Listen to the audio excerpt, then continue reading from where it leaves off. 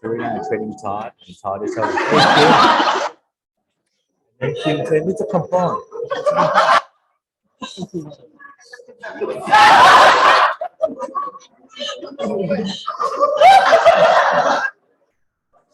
Yeah, that's copper. This is how we make a copper.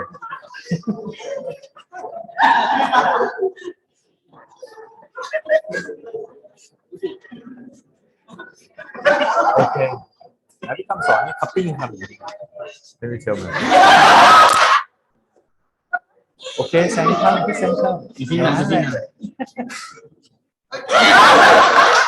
Ready, easy.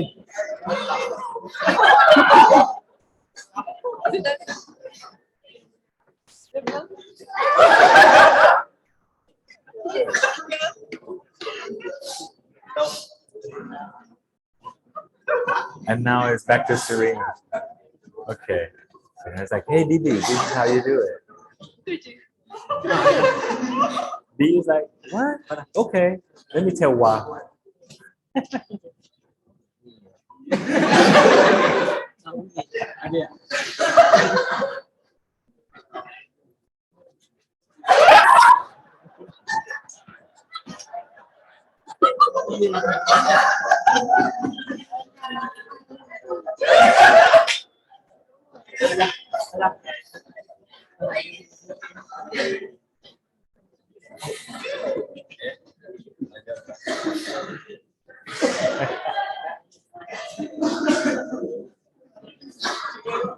So this is the moment when, you know, Bibi and Kunwa meet the Todd who trained the first session.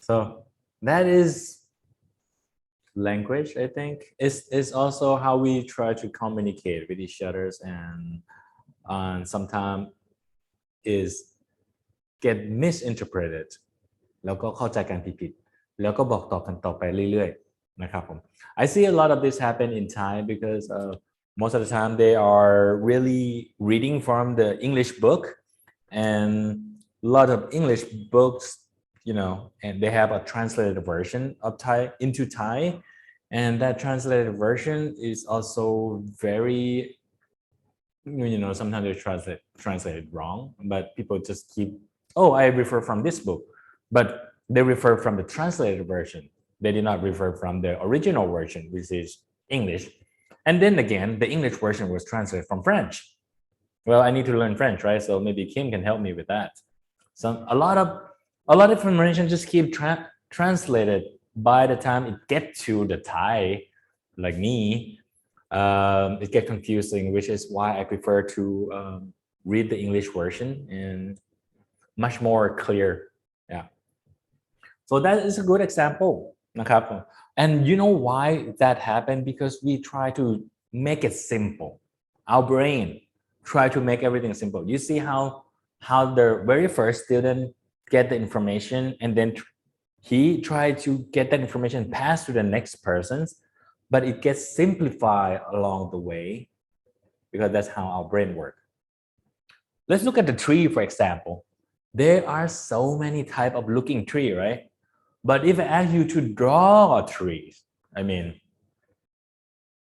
of these four, they are trees. But this is the generalization of a tree. But if you are able to identify and be very precise, very objective, on the bottom, this is like fruity. On the top, you will say, oh, it's citrus, orange, lemon, apricot, peach. Okay. But your brain will just say fruity because it's very basic. You guys need to be precise and to be more objective is to be able to be more precision onto what it is. That is the important thing about your cognitive level. Your brain will try to make it simple so it's easier to memorize, so it doesn't cluster your information of your brain. That's a very fun part of psychology, part of the coffee. And then the very thing about memory, there is a memory science and sensory science on branding. If you go to not a coffee shop, a fashion store. I went to a fashion store somewhere. They will create a sense of smell in that shop. So when you get this smell, you will remind them of the branding. Okay, you will remind of that brand. So that memory is really aligned with your sense of smell. On Le Nes du Café or Le Nes du Vin, the wine version, when you smell them, it will definitely bring out, the first thing is memories. The very first thing that this smell will bring out is your memory of some experience that you were doing, I don't know, back when you were a kid or you already grown up, or some sort of memory. Then that memory, you have to identify deeper into that memories to identify what is that smell from that memory. Just like when you watch movie Inception, if you watch the movie, you have to go deeper and you go deeper and you go deeper and you go deeper. That is very part of sensory and the smell and the memory. Okay. So there are working memory and the attention work version and the non-attention version, which is learning. If you sit there and smell the bottles, that is attentions, then that would use your working memory to do it. But if you go to the market and you pick up fruits and just keep smelling, you just enjoying it, that's life learning experience. So that also a learning memory as well. Okay. So you can practice any way you want, because attention, like studying, like what we are doing right now is studying. We are not learning so much. We are trying to get information, but it's only like 20% if you sit in front of a TV or a phone or a laptop. We only get 20%. Next week, you guys would get another 50% because you guys participate, because you start learning, because you start to do working memory, and you do a lot more attention in that class. And therefore, you would get a lot more experience and hand-on, make you remembers. When you get, you remember a lot of things. Let's say other cognitive process include judgment and evaluations, reasoning, problem solving, and decision making. This is as a pilot, this is what we do. We do everything here. So when we do sensory, it's quite simple because it's not life and death situation like when we are flying. If we are flying, every minute we do is just judgment, evaluation, reasoning, problem solving, decision making. Oh, it's raining in the front at the airport. It's raining. What should I do? Should I continue or should I divert it to a different route, or what to do? Oh, if the engine failed, what happened? We need to think all the time. But for sensory, it's easier. Just write what you remember. It's not a life or death situations. Okay. Do not afraid to be wrong, because that is not that you are wrong. It's just a learning curve experience. Sometimes I write something and my trainer said, I didn't find any of this. Oh, okay, you didn't find it. Thanks. But at least he accept what we wrote, because his sensory and his memory is different from our sensory and our memory. So when you guys write something on your sensory description and the note, there's no such thing as, oh, you write it wrong. Okay. Be brave when you're scoring. Be brave when you're writing down. We will talk about that on the scoring as well on the next section. And this is the definition of expectation. This is what happened when I already mentioned. If you talk about packaging, the one on the right, yes, you expect that to be good because it's nice looking. We already have a bias onto it. Everybody had a bias already. It looked nice. The one on the left is not so bad. It's, Penfold, Shiraz, and could be good. But because of the perception, because your brain start working, your eyes, ตาของเรา associate with something gold and shiny and perceive it as valuable. If it's valuable, maybe it's better. That is your brain telling you นะครับ which is why when we do cupping and when we do sensory cupping, it is very important to do a blind cupping. That is why it is very important for me as a trainer and Cindy, support trainer, to coding everything that you do not know what it is that you are tasting. Okay? Because if you know what you are tasting, your brain will block all your sensory. It will block. It will like, it's okay, I know what it is. And I believe this one is this, and I believe that one is that.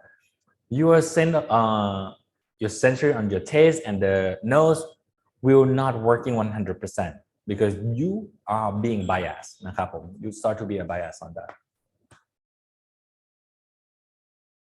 So the 5 basic tastes usually that we have is sour, bitter, sweet, salty, and umami. Umami is mentioned in the cupping handbooks that it is part of a coffee, but not so much in coffee. Is in the cupper handbooks, this one. Sometimes some people say it's not in coffee, but it is in coffee. Umami. Where is umami? I found it somewhere. Copper sensory.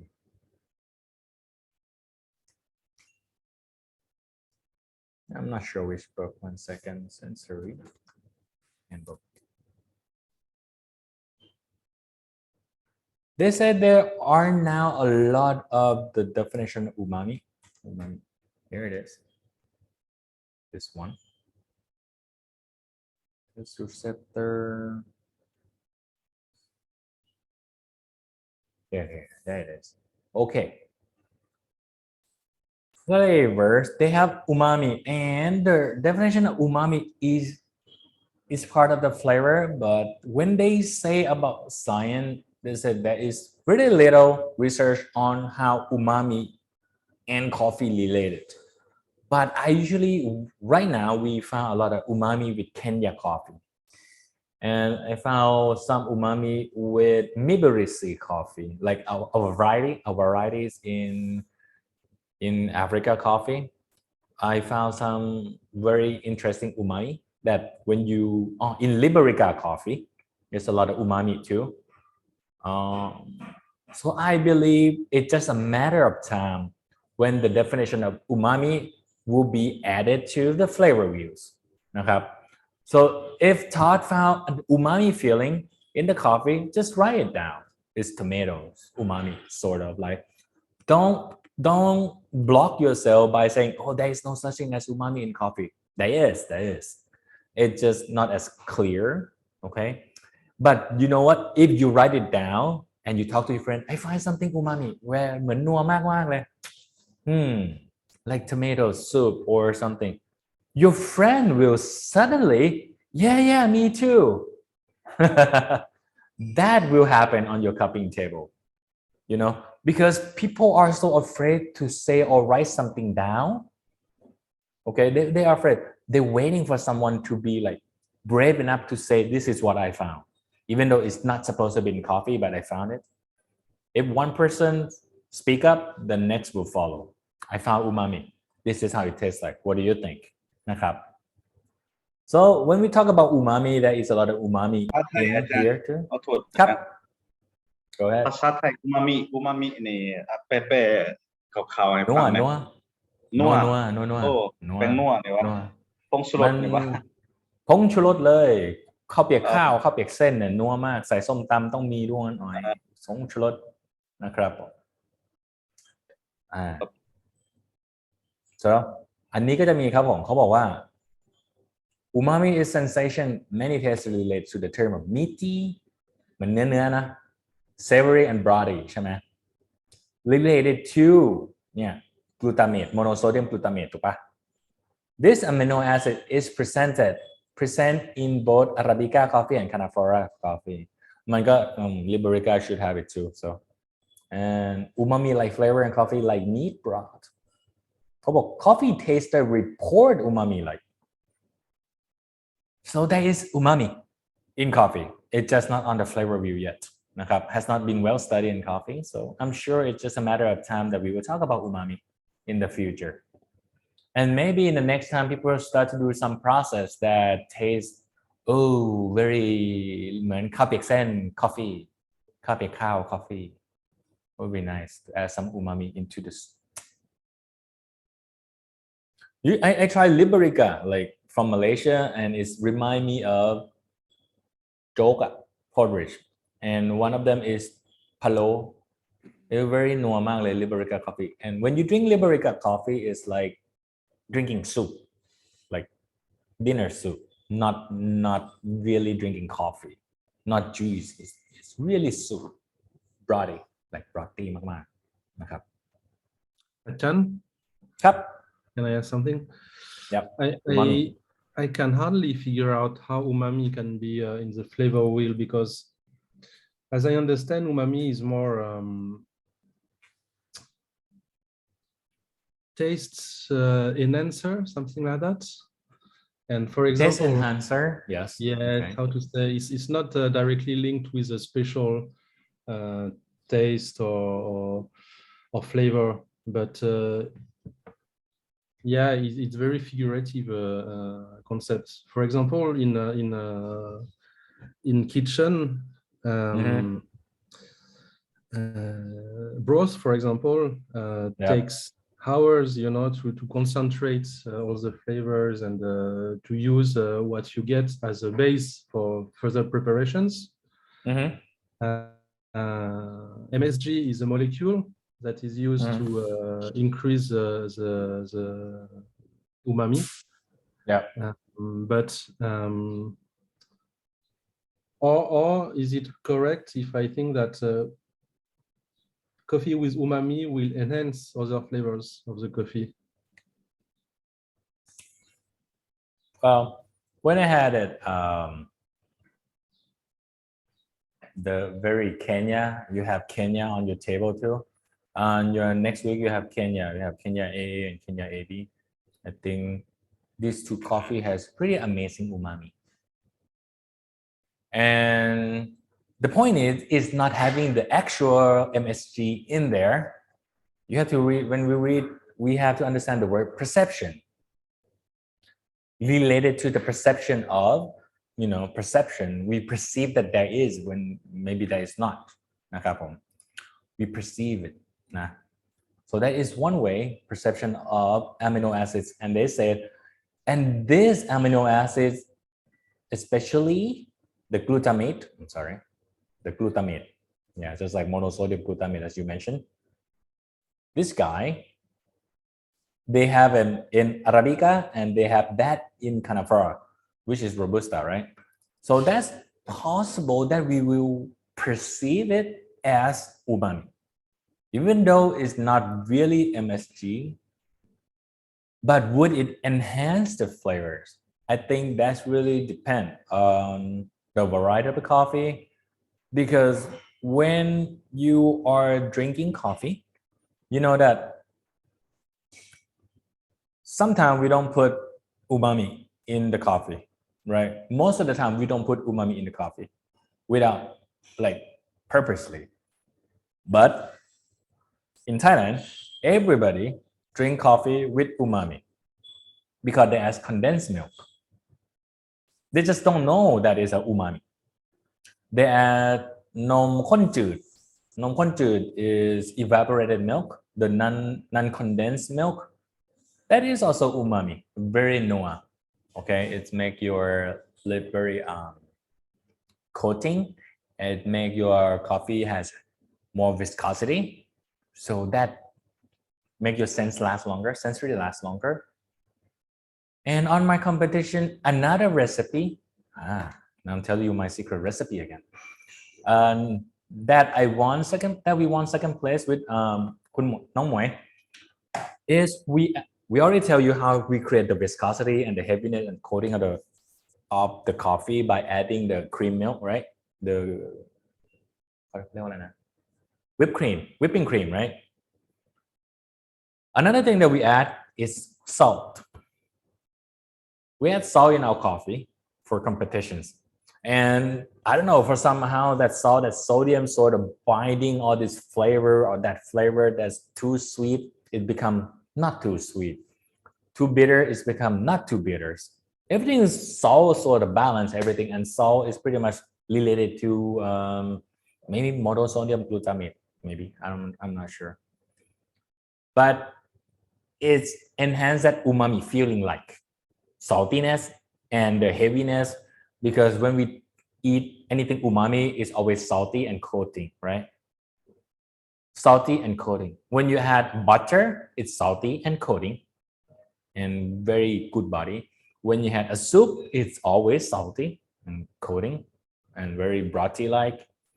So if you can create that taste for your judge without adding the umami, without adding the MSG, the judge brain would think that it's umami.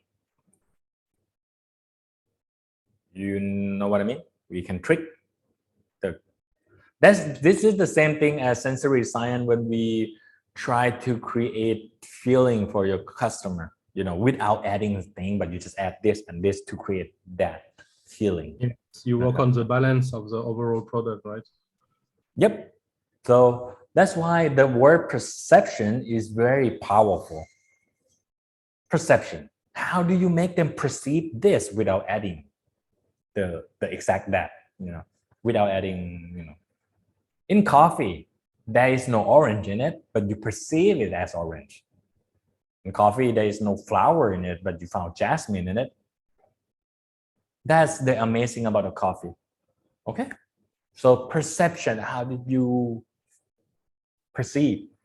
So for example, if you want them to perceive something sour, we just do a lot of light roast and the extractions. So they perceive very sour coffee. And if you want it to be sweet, and maybe add condensed milk or something, or add sugar, that sweet and sour turn into a lemonade. So the perception. And if I extract my coffee without telling them that it's coffee, they will think it's a black lemon tea, because the perception of that very sour coffee, very sweet sugar, and the color that look like tea, yeah, they would definitely believe me it's black honey lemon tea. So it's the perception, how your brain works without telling them.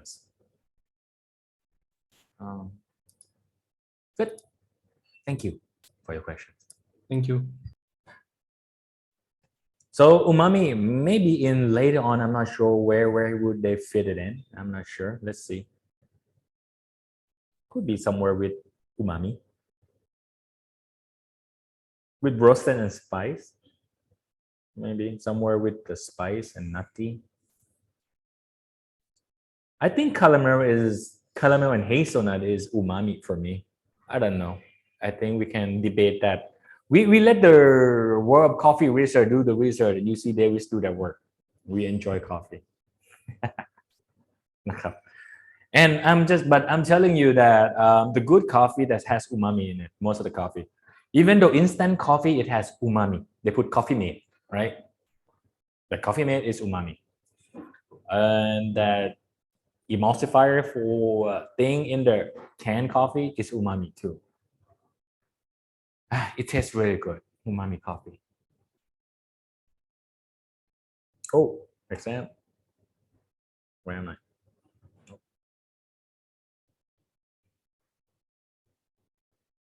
Aside from that, we have to understand language. Another language issue that we have is the definition of sour and acidic.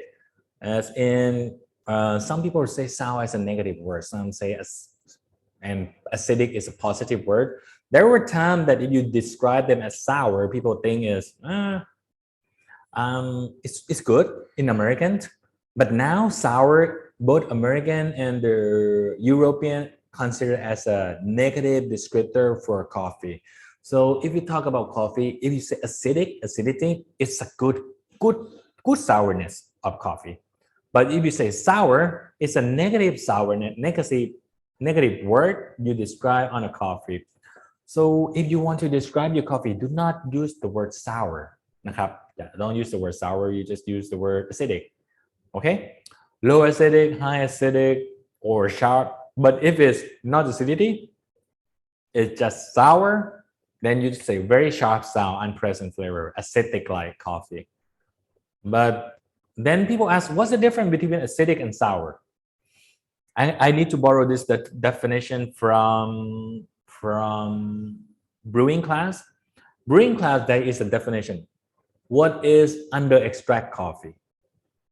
The definition of under extract coffee is the coffee that is very sour and extract not enough sweetness to balance that sourness to make it fruity. Okay. So I would say sour and acidic, the difference is the sweetness. Sour is only sourness without sweetness. Acidic is acidity with sweetness, with some sort of sweetness, make it acidic. And when we talk about acidic, that's why we can go into fruity category, acidity on what citrus like, berry like, and or lemon like. I don't know. We have to find that acidity.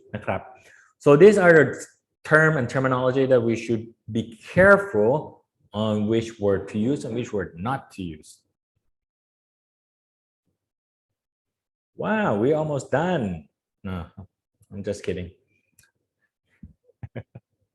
So coffee is complex perception. Okay, here.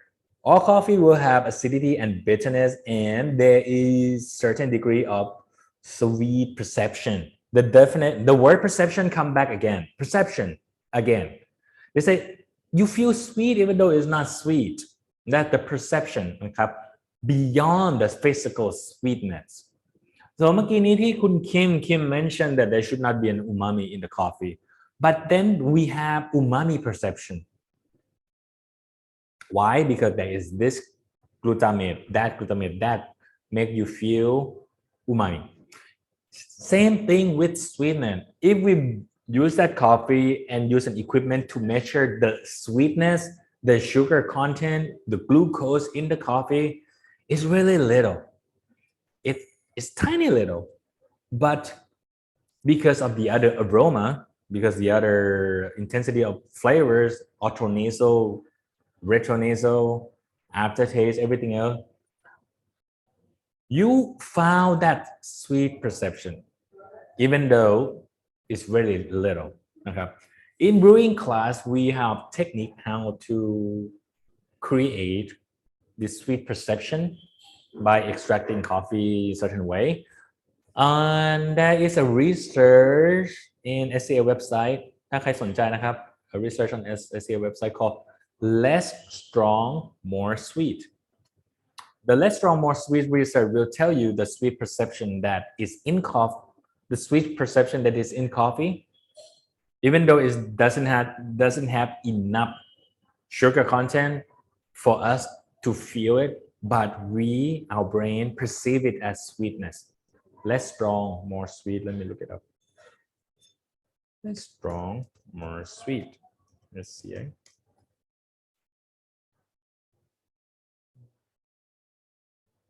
Where? Somewhere. Brewing.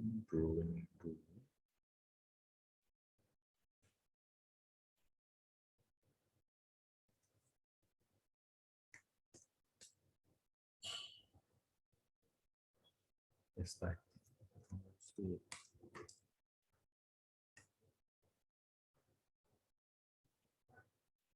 Let's just look on the website, research.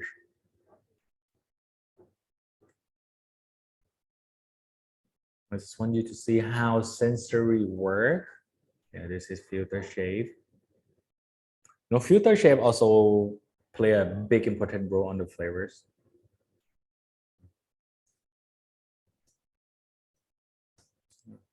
Me too. This website.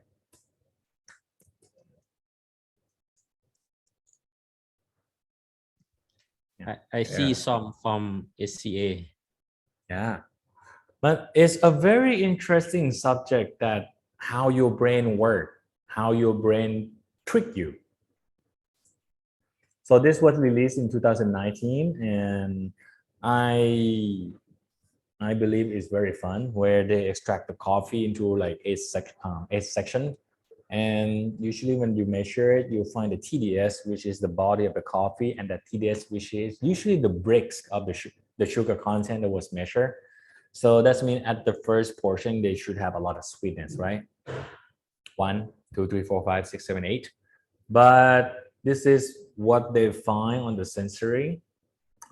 On the very first one, the coffee is very green and the yellow, very bitter, very sour.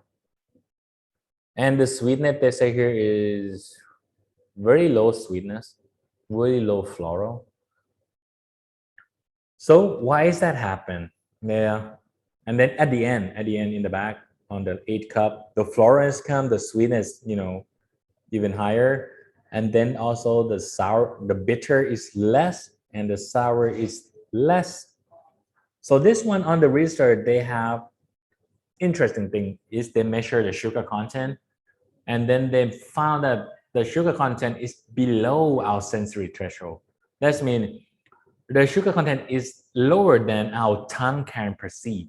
If you drink this, you will not be able to identify that this cup of water is sweet or not sweet. It's so low because the minimum that we should be able to taste is 3.5. All of this sugar content is way below 3.5. It's 2.5 the maximum on your first cup. So, but why is your brain telling you that at the highest, at the sweetest, the most content of sugar, you say it's the least sweetness. You tell that it's very bitter. No? You make it very bitter and least sweetness. So your brain do a lot of crazy thing to your mind, and suddenly you just believe it. So here there is hypothesis, and then there is here masking. That's one thing. One version is say they trick your brain because you are associating the sweetness with the aroma, because at the back on the cup number 8 or cup number 7, a lot of people associate with floral, very high floral, very high sweetness, even though it's very little sugar content in the cup. But because of that aroma, you think of sweetness. It just trick you into thinking of it.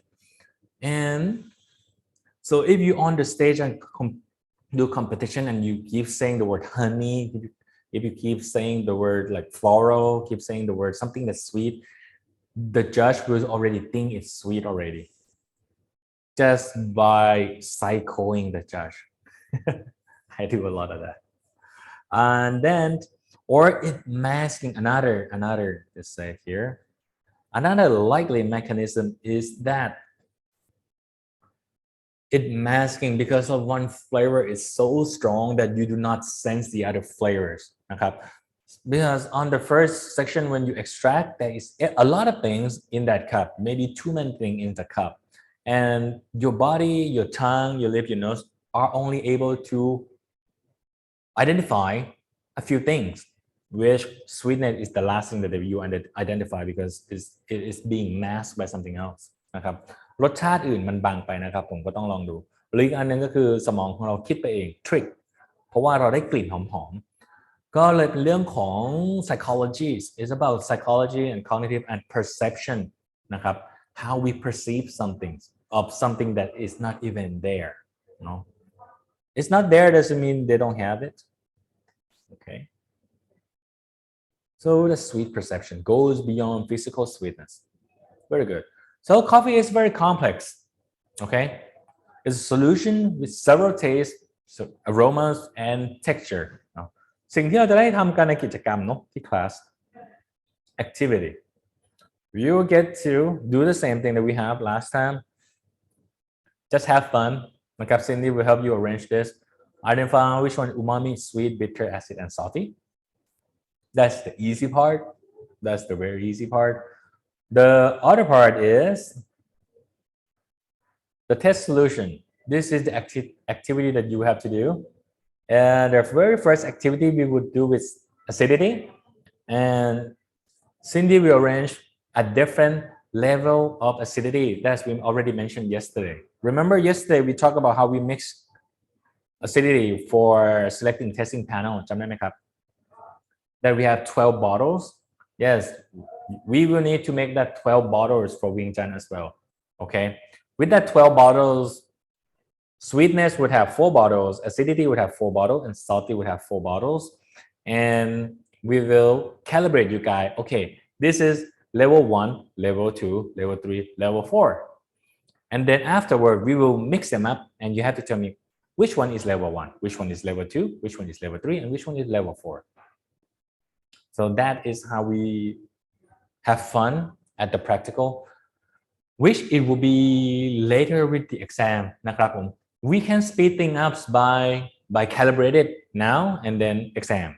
Calibrate it on this table and then exam on the other table. It could be that fast. Okay? Sometimes good ดีไหมมันจะได้จบมันจะได้ faster. So let's take a break, like 5-minute breaks. We'll come back on identifying sensor characteristic in coffee. นะครับมีอะไรไหม break quick break.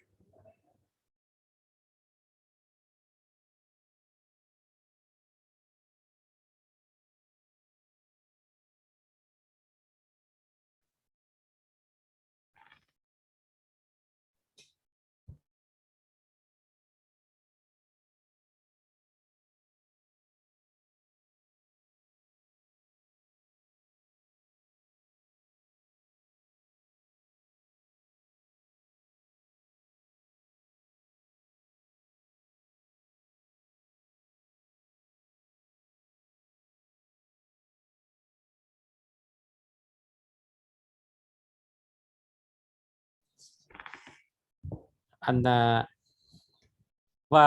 ว่าจากอันตอนท้ายของอันคอร์สนี่นะเลคเจอร์นี่นะว่าอยากกันเสนอให้ทางอาจารย์ให้เพิ่นรีแคปให้เนาะโดยเฉพาะอันsequence เนาะ sequencing เรียงลำดับในการกาเกียมตัวอย่างว่าเฮาอยากเฮ็ดcupping panel นี่นะมันจะมี1 2 step 1 2 3 4 5ไปแนวใดหรือว่าแต่ละคนคิดว่าแนวใดคิดว่ามันเขาฟังไปหลักการทฤษฎีมันก็หลายเนาะแต่ว่าเรื่อง sequencing ของมันต่างๆเขาสิเกียมตัวแนวใดเนาะคิดว่าก็ดีเนาะที่จริงอาจารย์เพิ่นก็รีแคปทุกแรงอยู่ตอนที่ว่าอันน่ะเป็นแนวใดไปเบิ่งสถานที่อ้ายโอเคว่ะ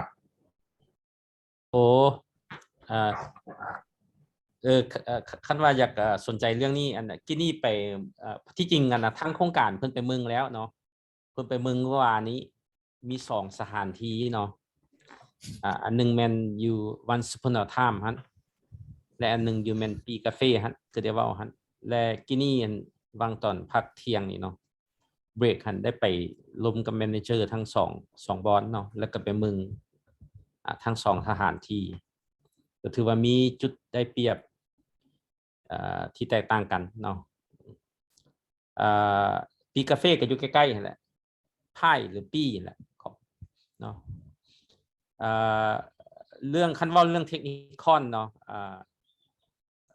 ห้องของปีกาเฟ่หั่นมันจะ isolate เนาะจะเหมาะสำหรับในสภาพแวดล้อมปิดโดยเฉพาะเวลา sensory นะมันต้องบ่มีกลิ่นอื่นไปกวนเด้เนาะในเซสชั่น sensory ของพวกเขาเนาะและสำหรับเซสชั่นของ Green Bean กับระบบแสงจะเป็นแสงธรรมชาติเนาะอันนี้ถือว่าแสงเพียงพอเนาะส่วนว่าวันสุพรรณธรรมมันก็กว้างกว่าเบิดสั้นนั่นแหละเขาเจ้าให้เบิดสั้นเนาะ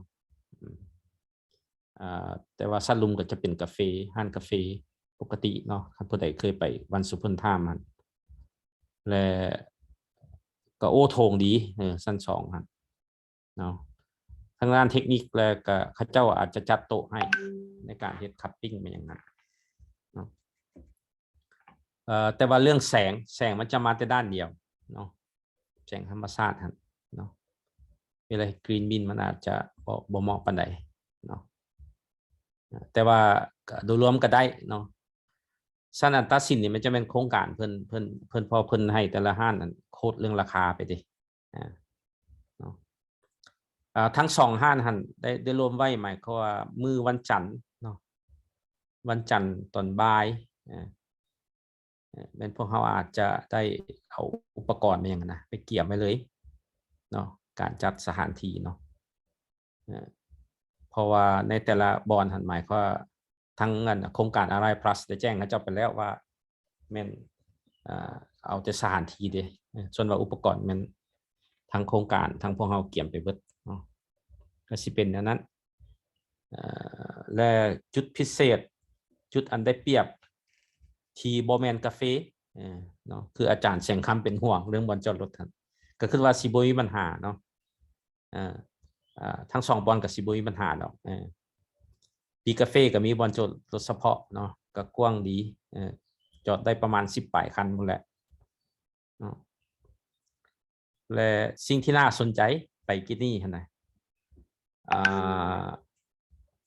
แมเนเจอร์ของปีกาแฟหั่นเนาะชื่อนูเราก็จบ SCA Intermediate เรื่อง Sensory เนาะแล้วก็เป็นบาริสต้าเป็นโรสเตอร์ที่ค่อนข้างมีกาแฟดีมีกาแฟแซ่บให้ซิมเนาะอันนั้นเป็นเพิ่มแต่ว่าละเอียดแล้วแต่ทางโครงการเพิ่นจะแจ้งมื้ออื่นมื้อฮื้อนี่แหละว่าเป็นสถานที่ใดเนาะได้รายงานเพิ่นไปแล้วสิเป็นอันนั้นตัวปีคาเฟ่นี่คืออยู่แถวอันเช้าหนุ่มเนาะไอ้เนาะแถวใกล้ๆกันนั่นแหละใกล้ๆกันคุณโอน้องเคยไปละเรื่องสถานที่จอดรถหายห่วงเลยล่ะก็คอนเฟิร์มเรื่องสถานที่กับถือว่าค่อนข้างโอเคเลยล่ะครับน่าจะเฮ็ดสั้นลุมมั้งเห็นเพิ่นมีห้องเทรนนิ่งบอกเพิ่นจะให้เฮาใส่สั้นเทิงเลยโอ้สั้นเทิงให้สะดวกคุณโอเขาเลือกได้เลยสิเอาทางใดสิเอาวิ่งซ้ายวิ่งขวาถือว่าตรงนั้นก็ดีคือกันแต่ว่าเพียงแค่ว่าเดี๋ยวเวลาไปเนี่ยเวลาแชร์โลเคชั่นกันเนี่ยมันจะบ่ค่อยแม่นหมู่ชวนไปกินกาแฟอยู่นั่นน่ะก็เดี๋ยวก็จะหลงนิดนึงเพราะมันติดห้องน้ำก็จะงงนิดนึงแต่ว่าเรื่องที่จอดรถบ่ยากเลยเจ้าถือว่าตรงนั้นก็เหมาะสมเจ้าและอันนึงเนาะอยากให้แต่ละคนเตรียมแต่ว่าได้แจ้งโครงการไปแล้วเป็นเรื่อง ETK test เนาะทั้งโครงการนั้นจะเตรียมมันเขาห้องว่า test kit ให้เนาะคันถ้าว่าผู้ใดมีแล้วก็เฮ็ด ETK test มามื้อวันคานตอนเช้านะเฮ็ดมาแต่บ้านก็ได้คันผู้ใดมีห้องไผสะดวกเฮ็ดคันผู้ใดบ่มีก็หมายความเฮ็ดอยู่หน้างานเลยคันผู้ใดบ่มีก็ต้องไปฮอดก่อนพอ ETK test มันจะได้เฮ็ดด้วยตนเองเนาะโครงการเพิ่นจะเอาคิดให้เนาะก็ ETK test ก็อยู่ประมาณ15-20นาทีเนาะเพราะว่าแต่ละคนสิเข้าห้องกันแม่นเขาจะให้เฮ็ด ETK test ว่าซั่นซะอันนี้ได้เจรจากับโครงการแล้วเพื่อให้สบายใจว่าซั่นซะดีกติกาเฮาก็ปฏิบัติตามมาตรการของเฉพาะกิจแนะนำหั่นแหละเนาะจังหน่อยมันเกิดหยังมาแล้วก็สิยากและอีกอย่างก็เพื่อความสบายใจของหมดทุกคนนั่นแหละคนเฮ็ดเนาะเจ้า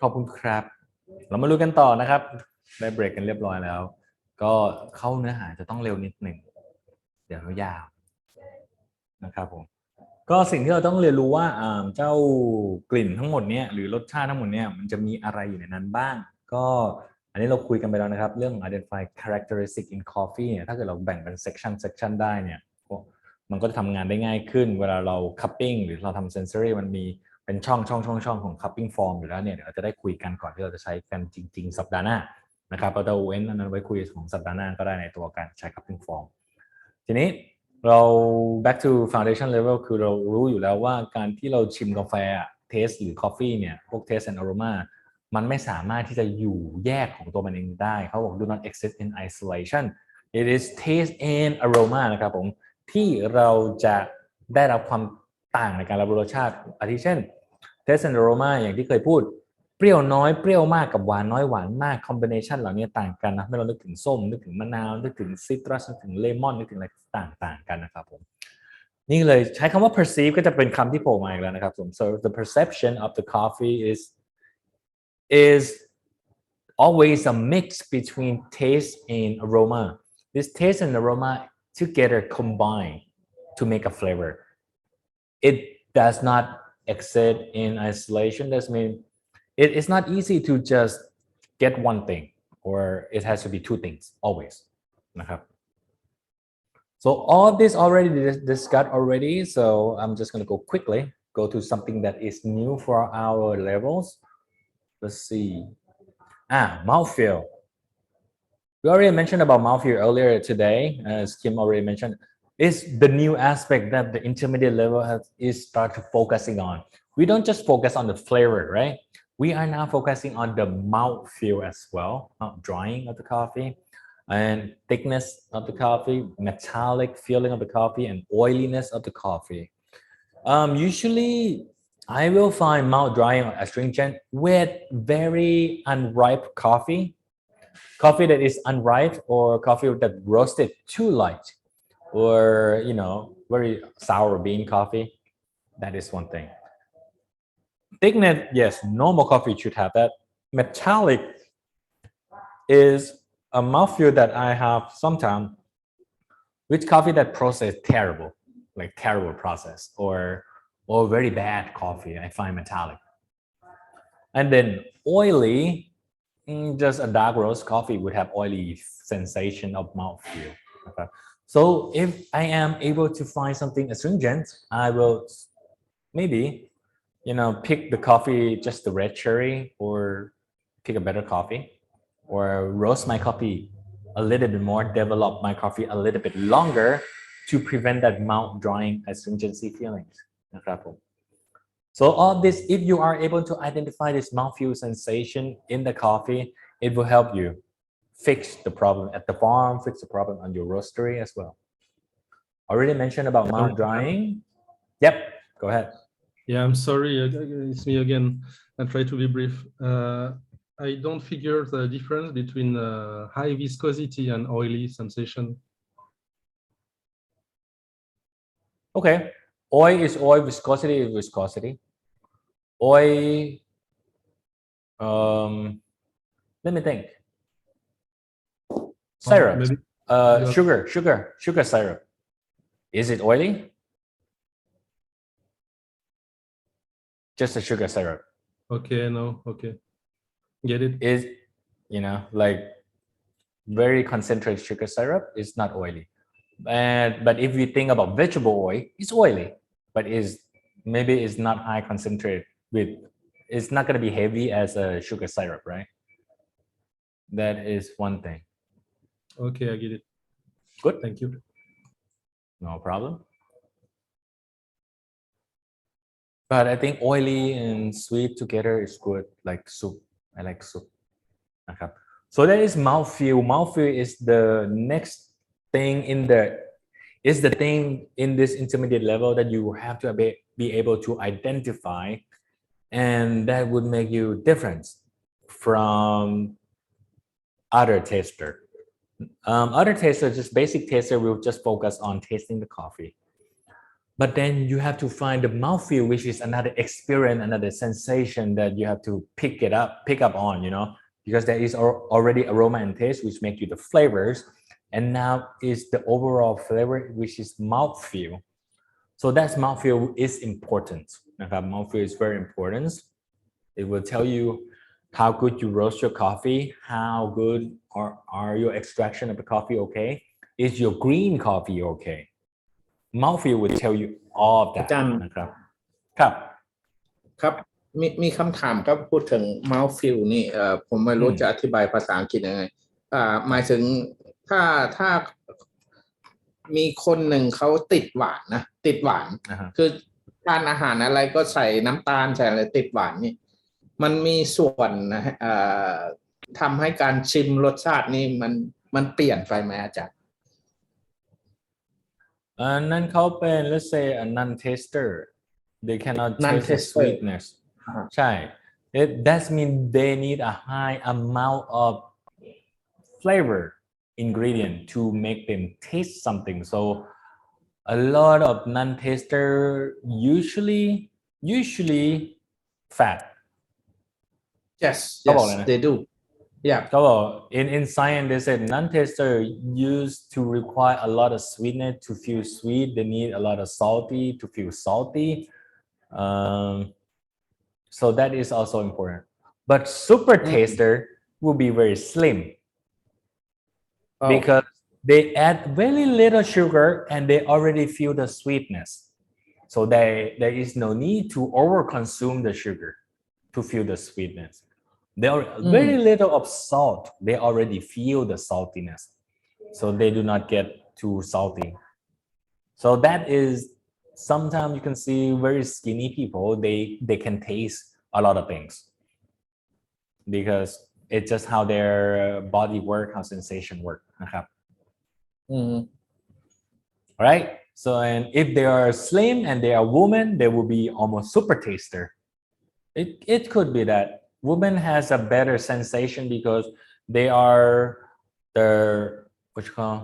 the gender that carry birth they can give birth right so that means woman body and physiology are designed to detect more than men there's no need to detect anything that is dangerous to the body the tongue need to be able to detect anything that could be dangerous and harmful to the bodies because their body is in the future required to give birth if that's the case I mean you know what I mean yeah that's why woman is a super taster a lot of women has a better sensory than men yeah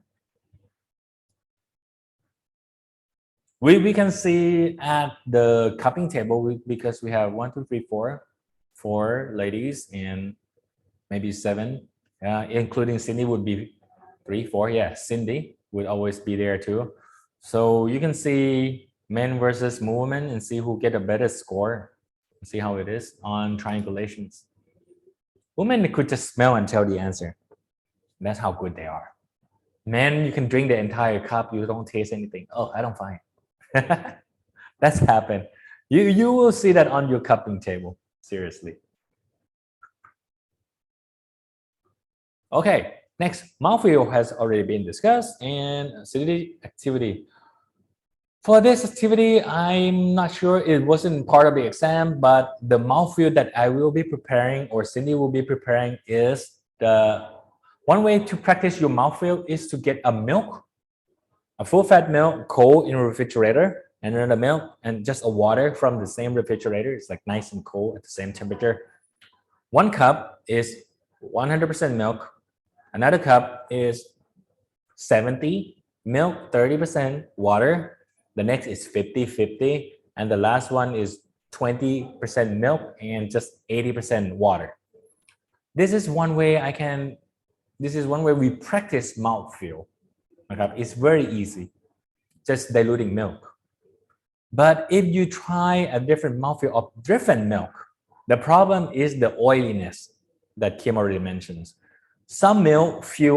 oily some milk feel less oily some milk and that viscosity difference it make a thing of sweetness difference and we think of sweetness different we think it has higher body feeling so that is a trick to your brain and sometimes we have to check it actually tastes sweeter But sweeter does not mean heavier. Does not always mean heavier in the milk. So that was one of our problem when we try mouthfeel at the beginning. So we come up with a solution with just using one milk and just dilute them into a different category. So you can practice lighter mouthfeel. This is full cream milk. This is like half and half, and see how it is. Okay. Or you can start practicing it and see how it is. So a lot of impact that have on the flavors, which is origin, process, the terroir, storage, roasting, blending, packaging, and preparations. A lot of this, you have a lot of video on this one already. I'm sure some already watched it. Roasting, there also an extra video on it already. And packaging, we also has another video already added to the section. So just be sure to watch all the video. There is like video that was dedicated for sensory channel, sensory model. And then there is also a video that was extra that I added to the extra video that mentioned about packaging, about roasting and processing. So it's a lot of video to watch. Enjoy. Fun fact. And sometimes they said, oh, the brewer is pretty bad. And I think this is the bad barista. They cannot bring out this floralness in the coffee. The truth is, brewing does not produce any. We do not produce any new volatile. It's only extract percentage of what it is in the roasted bean. Okay, I'm reading directly to you. Because it's exactly just that. Sometimes when we roast coffee, the coffee will come out good or not good, depend on the ingredient, right? So if your coffee, the green coffee is really good at the beginning.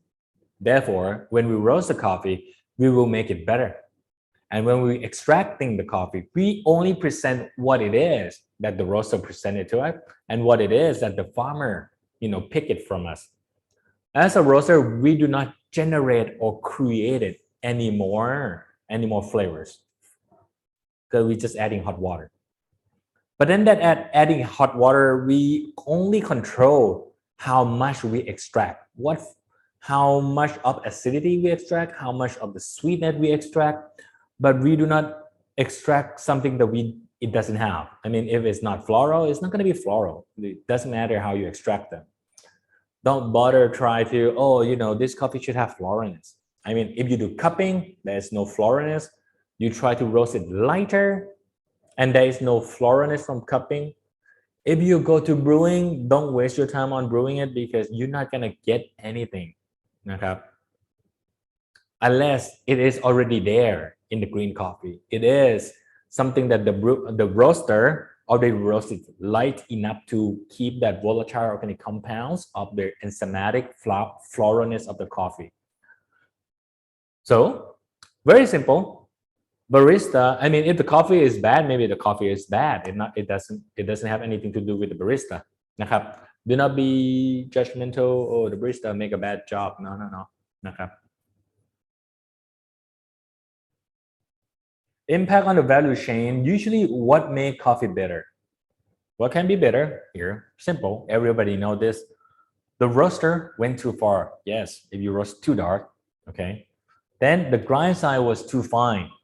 That is obviously over extraction. That would cause over.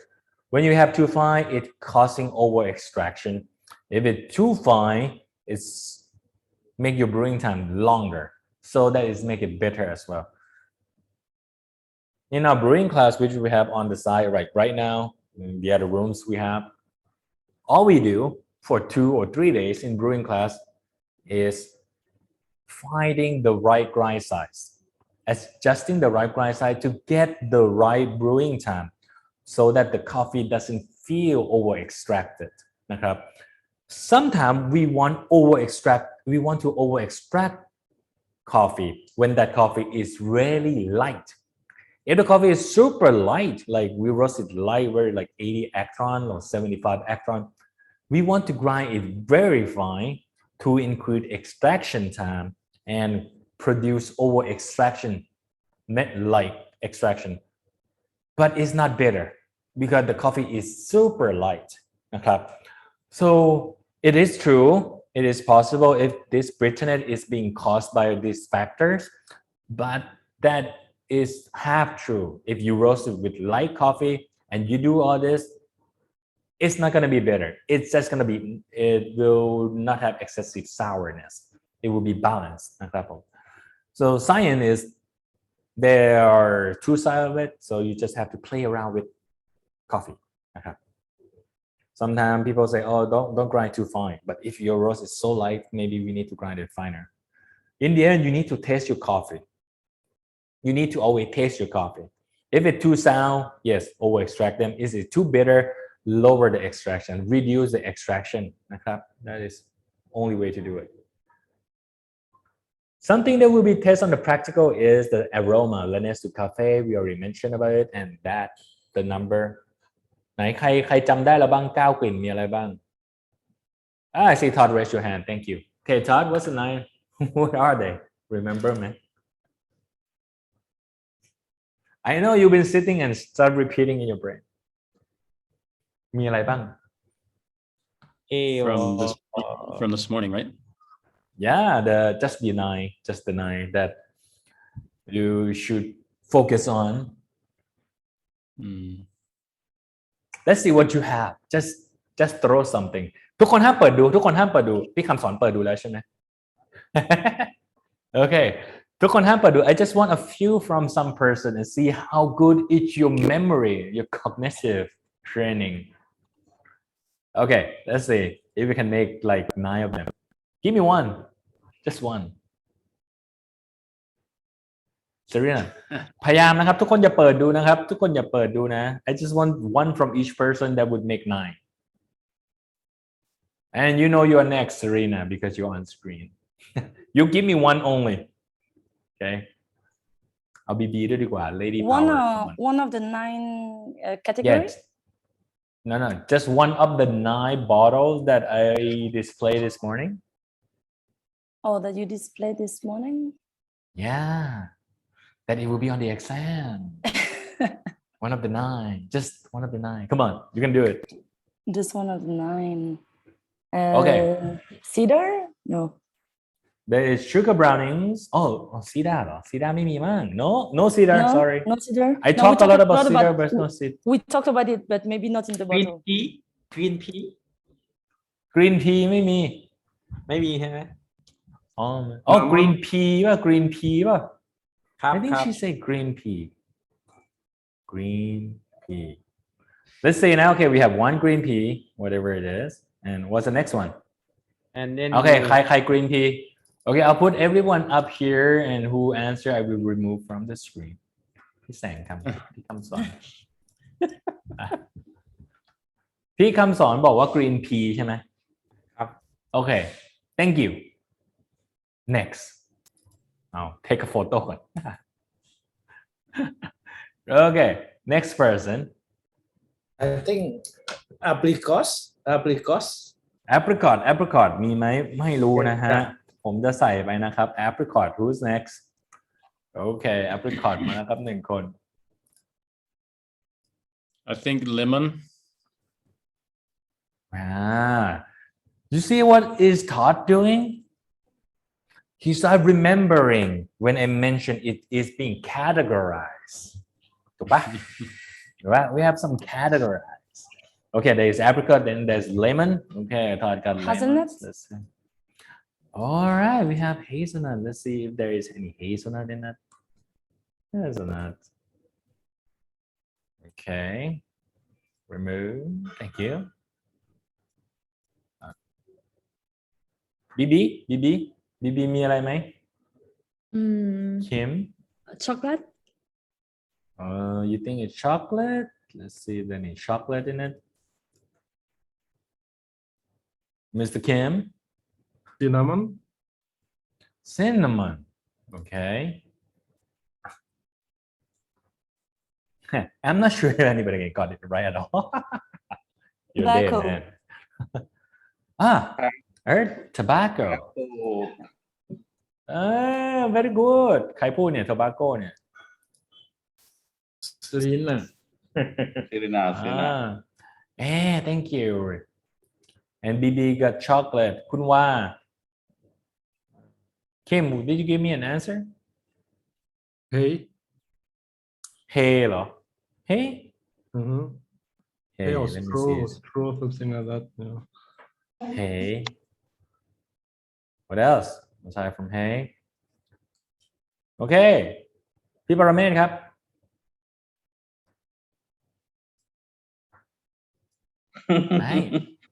ไม่ใช่9กลิ่นนั้นนะ มันจะเป็นอีกอันนึงที่มันจะเป็น on the exam later on ก็ลองดูมีกลิ่นอะไรบ้าง Butter. butter มันไม่ใช่กลิ่นนั้นนะพี่ออกไม่คนละชุดกันนะคนละชุดกันโอเค clove ไม่มี David okay David say clove Hazelnuts, it's already there. it's already there hazelnut is there Okay. what else thank you David say clove คุณว่า one more I need one more the last one why is not here she's here she's not here ตัวนี้เป็นตู่ที่สุดทำอีเทียนส่งมาเป็นหมู ใช่ที่เราเปิดให้ดูตอนเช้าแล้วให้ถามดูมันมี9กลิ่น yes coffee flower yes บัวได้อยู่ใน coffee flower let's see if it actually say coffee flowers ขอบคุณค่ะคุณวาแต่ Serena ช่วยคุณวาแน่เลยเมื่อกี้เนี่ย I think that Serena sound the voice of Serena hey you guys okay let's see if your brain is working nicely here keyword do we have P yes we have P hooray apricot do we have yes we have apricot we have lemon we have peas on it hey this class is not bad we got 4 straight answers correct we have chocolate yes we have chocolate cinnamon nope and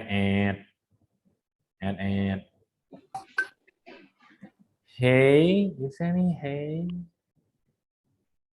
hey no hey club yes we have club oh sorry club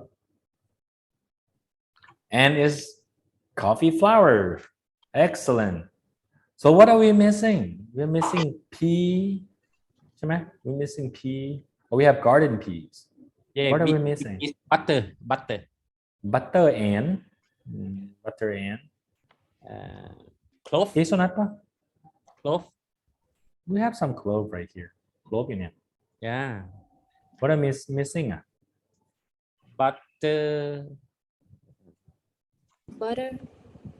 and we don't have tobacco yeah we missed butter and tobacco แต่เมื่อกี้นี้มันมี tobacco แล้วเนาะใช่ไหมเหมือนจะเป็น Serena say tobacco okay so not bad for this group นะครับผม because you only get two incorrect answer so that is one way to do the training on your coffee it just I will come back and jump to ask you questions so you remember you have to pull out this information from your brain what did that say he talked about categorizing when someone mentioned lemon thought suddenly remind you of apricot somebody say apricot thought say lemon because suddenly there is a grouping okay when someone say hazelnut and another person say oh that's chocolate I mean if you look at the answer where it is here see someone say apricot another person think of lemon suddenly it just boom in your brain because you categorize them and one person say hazelnut then chocolate come up suddenly that is just how our brain works and then tobacco and butter probably come in I'm not sure how they arrange them but that is just an amazing way to remember things so if you can remember in group it will be easier for the exam for example which are the group flour lemon coffee flour lemon and apricot yeah that together butter chocolate is a way to remember it's a butter chocolate hazelnut together and then tobacco so there is a lot of way to do let's see this is what we're gonna make in the exam, we will have another acidity that play in a role. For example, we would have citric and malic. There will be two types of acidity. It's not just one type of acidity on the practice. Then you see what is the difference between citric and malic. Citric is sourness with just the citrus, while malic is the sourness of apple. So you have apple. You have umami. Yes, we have umami. I think Cindy has already umami. Sweet and salty too. Okay. Then we also do this, as we already mentioned. We will make this sensory bottles. So we have to make at least 12 bottles. And this one is how we make them. We will, unless we may have acidity and malic, citric and malic. So we might have up to 20 bottles of bottles. นะครับผมพี่คำสอน I think I will need your help to get water bottles นะครับ อาจจะต้องใช้ bottles like I don't know 1 liter bottles or 500 ml bottle. That's up to you. ก็ลอง ask Cindy นะครับผม which one is easier นะครับ so when you create a lot of bottles to practice and the exam would be something like this, and then we will, yeah, this is my answer key, so I cannot show you. Yeah, that is a lot of bottles นะครับ This is the aroma exam that we just mentioned. If you already remember all the 9 names, it will be much easier because you can, group categorize when you smell it. It's much faster. The art of deduction. You can deduce your answer. Good. So test on practical exam already mentioned. And let me see message. Something that we get to do is to drink to cup this 6 coffee. One of them is pretty good. And I thought it was geisha, but I think it was Ethiopia G1. It's like very floral, right, coffee. But yeah, 6 of them you get to cup. But we have like 10 students, so if we're gonna do this, you can make 6 on one table and another 6 on another table. So just asking you to double the portion because I prepare enough to double them for 12 people. So that should be okay. Everything you can double the exercise. Now we talk about triangulation. The triangulation is very simple. It is one way to identify and to make sure that the people that you are recruiting can differentiate the copy and they can work with you. They can become your partner selections. Triangulation is very good. Its purpose is, we call it the discrimination test, to make sure that you can discriminate them, to make sure you can identify the difference. Then it's pretty basic. You already done that a long time ago, so we will go through very fast. The panel will be for 1, find the difference because you change something in your roasting, because you create a new blend. And if I create a new blend, why you need to do triangulations? Because you want to make sure your new blends actually taste the same as your previous blend. Then why you create a new blend at all? Well, it become cost effective. Serena, you roast the coffee, right? Yes, Serena? Yeah. When you roast Yes. coffee, and sometimes for me, I mean, I don't roast myself, but we have the roasting facility. Yeah. And do you blend them when you're roasting coffee? Or you do single origin coffee?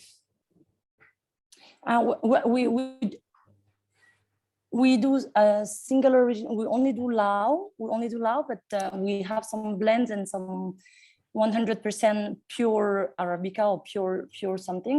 But what you're saying about creating a new blend, but we need triangulation to make sure it is the same. That's exactly what we had to do over the last few months because of the cost of the stocks, the availability, and the volatility in the market. So I say unfortunately, or maybe not unfortunately now, because that's how we learn also how to find solution and to mitigate, right? But that's always something that I fear when we modify 10% of the blend or something. We're always afraid that it will affect a lot. And we always listen to, so we do triangulation, and then we're very careful about what the market says. If we have any feedback, then we identify the lots, and we try to know, okay, what did we change? From which farmer did the coffee come from? Or is it a too high change that we made and we need to reduce the proportion? That's something new that we happen to do over the last few months. Before, there was less difficulty in the market and more availability, not so much volatility. So it was a full steam on the same recipe, same variety. But over the last few months, we had to adjust a little bit, and because of the price, correct? Price, stock availability, So that's the same thing that we have to do, because when the price go up, we have to sort of blending our coffee to keep the price affordable for your clients. I cannot just increase my price just because, you know, this coffee price go up and then say, oh, I'm sorry, client, I have to increase to 20%. But instead of doing that, I blend my coffee to have the same taste. So as a roaster, you need to blend your coffee to have the same taste, but you just change different ingredients from this farm, from that farm, from this farm. And then triangulation will be one way to help you identify if it is really that difference or not. Maybe it's not that different. Maybe after you do a triangulation, you cannot find the different cup. Then okay, maybe this is the blend that will be good for you. It will be good for the client as well, because it's good for us because we cannot find the difference because we roast to the same color, we develop the same thing, it produced the same caramel, sweetness, sugar browning, the same sense of taste, flavors. So that would be good for us. So you can control the cost นะครับขอบคุณมากครับ Serene. So we can do a lot of things, usually product matching also, but it's pretty much creating the blend. Or we can try to do product comparisons. The very first triangulation that we will make would be very simple. I thought it was simple. I'm sorry, it's not simple. I thought it was simple because it's a Guatemala coffee with another coffee. So it's two different coffees. I think it's Kenya and Guatemala, right? But then it's so similar. It's like I putting the same coffee on the triangulations, and even I got like 4 out of 6. But then when it's come to the lady, I think Cindy got it right, all of them, because the ladies has a better sensory. That table prove it. Yeah. Well, I'm sure Serena, BB, and Juan, and maybe Cindy will probably be able to identify it very quickly. But for the men, they have to try harder. Okay, for the men, they have to try harder. Sorry. So triangulation basically is we will use coding, you know, like 452-931 and 285, because we do not want anybody to have habituation or an expectation. So if we use not a random number, if you don't use a random number, your brain will start working too. I think this one should be A and B and C. Maybe the C is the highest intensity, could be different. So the benefit of 3-digit code is used in ISO standard, in ISO document that recommend you to use it, so you do not have a bias. That's one way to do it. So that's a triangulation. This is some of example. If you want to do cupping, make sure you generate a number. I will show you how I generate the triangulation that I send it to you. Oh no, the numbers. Masterless green. SCA green. I think.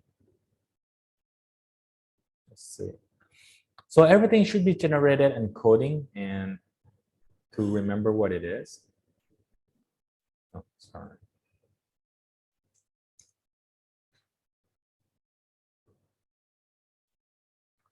So this is, I mean, look at the table. That is a lot of coffee that I sent to you. And all this coffee has to be coded into a different coding. And even though you see the coffee, you don't know what it is. It's just G, 1, 2, 3, 4, 5, 6, 7. Everything is coding into a different way. Yeah. So I just try to code them as much as I can. And if anything that has exam, it will be coded with numbers. So if it is coded, then you don't have to, you will not be biased, and it would be easier for you to evaluate coffee. It could be green coffee or anything else. But then look at sensory master. The same. If I have to do sensory, we have so many coffee here, a lot of coffee on the left, like 20 items, and all of them are coded and split them up and for different activity, different practical, different exam. And in the end, at the back, we have to code them into numbers. And then Cindy will also arrange them in different orders to organize the copy. That is one way. It's a lot of work on this side, a lot of work, but it's so much fun over there because you don't know what is S15. But if you know now, you see the answer. Oh, S15 is Ethiopia Baku. Then every time you see the bag of S15 next week, you're like, oh, I want to try Ethiopia Baku. It's really good, by the way. See, now I'm biasing you, everyone. Now everybody's like, oh, it is good. The Janat is so good. Ethiopia Baku, you know. Yes. So I'm very good at, you know, making people think it's good. And maybe it's terrible coffee. But that is one way one of the very first thing that we mentioned yesterday is to evoke, is to design the session, you know. A few other things that you can see from some of the research that I shared is how they have to arrange this number accordingly. If it's into Lao coffee and we have some arrangement designed together, the coding has to be arranged in this way. It has to start with 941, 057, 418, 747, 291. If this has to be repeated somewhere else, it has to arrange in the same order. Okay, it has to be arranged in the same order to prevent carryover effect. So there is a lot of things that we have to understand in sensory. So now there is two things that you can do with triangulations. One is to find the difference. If you just want to find the difference, if there is any difference with the coffee, you only need 18 testers. But if you only have like 6 people in your company that can do it, you have to repeat it 3 times. Okay? So when you repeat it, that means you use that tester twice or 3 times. Let's become 18 tester just to be different testing to identify. But if you want to make sure that is it really similar? If there is no difference, therefore you need a 36 tester to confirm that for you. To make that number more significance, to make it more data. You need more data to confirm that. We will talk about data in a little bit. I will skip to that quickly. By the way, if you want to do triangulation, it could be done with all extraction method. It could be done with all extraction method. It doesn't have to be cupping. It could be filter. You just do filters. You can do espresso. You can do with V60. You can do with, I don't know, clevers. Anything. You know, triangulation can be done with every method. In Italy, they do triangulation with mocha pot because the clients use mocha pot. Most of the customer at the end user, they use mocha pot. So they want to use mocha pot as triangulation when they change their blend. just to make sure that after brewing real mocha pot there is no difference นะครับ so that is one way to do it. A few things that is different between CQI and SCA here.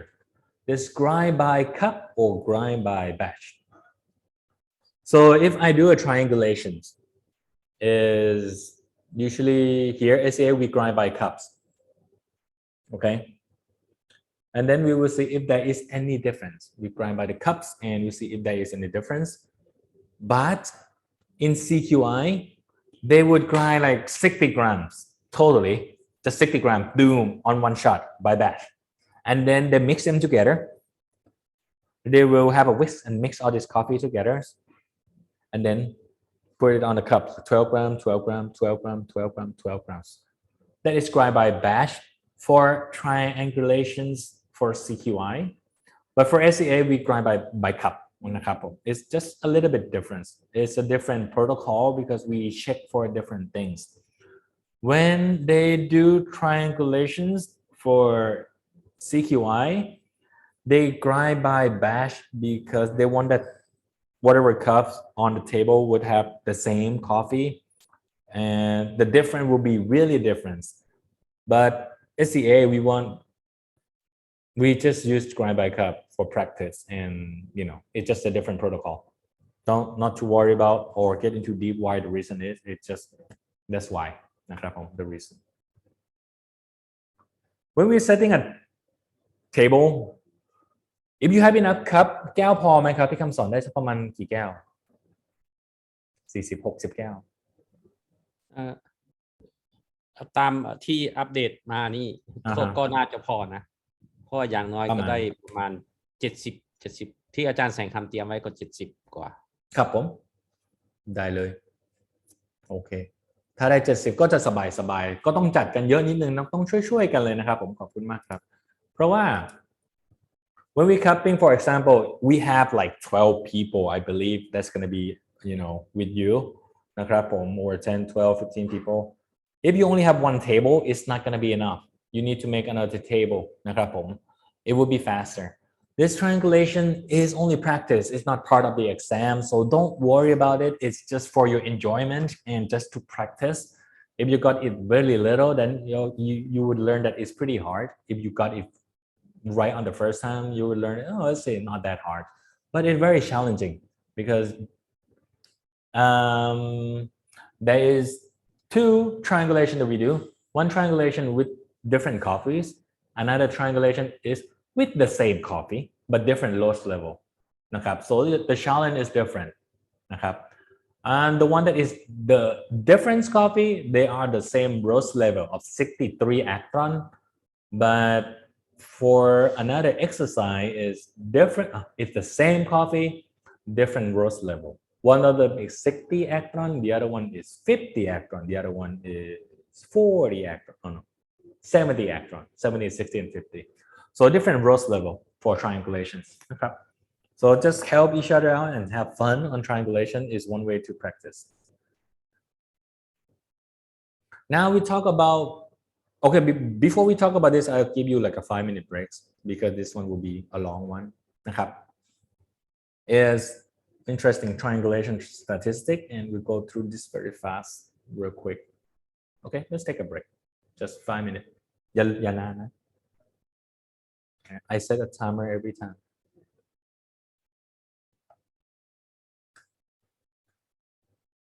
พี่คำสอนจะให้ใครเป็นผู้ช่วยอ่ะนอกจากซินดี้แล้วต้องมีคนช่วยซินดี้ด้วยคนตามที่คุณโอที่แจ้งมาว่าจะมีแฟนคุณโอด้วยเนาะเดี๋ยวผมให้แฟนช่วยครับครับแล้วก็ถ้าพอไหมครับแฟนพี่โอพอไหมมีกี่คนก็ได้ก็เดี๋ยวมีผู้ช่วยเขาอีกคนหนึ่งก็ได้ครับอ๋อแฟนพี่โอมี2 คนโอเคไม่ใช่ก็เป็นผู้ช่วยแฟนอีกทีหนึ่งอ๋อโอเคมีแฟนหลายคนได้เลยครับผมคงไม่รู้ไงก็บอกเดี๋ยวแฟนมาช่วยผมไม่รู้แฟนกี่คนไงมีเยอะก็ต้องหลายคนซินดี้ก็จะได้เหนื่อยน้อยหน่อยแล้วก็ถ้าโครงการเลือกปีกาเฟ่เนาะจะมีน้องอีกประมาณ2 คนหนึ่งเขาจบ intermediate SCA sensory อ่า นะโอเค เขาก็อาสาสมัครจะมา โอ้ ช่วย ดีเลยครับอย่างนั้นน่ะดีมากโอเคเดี๋ยวผมมาแป๊บหนึง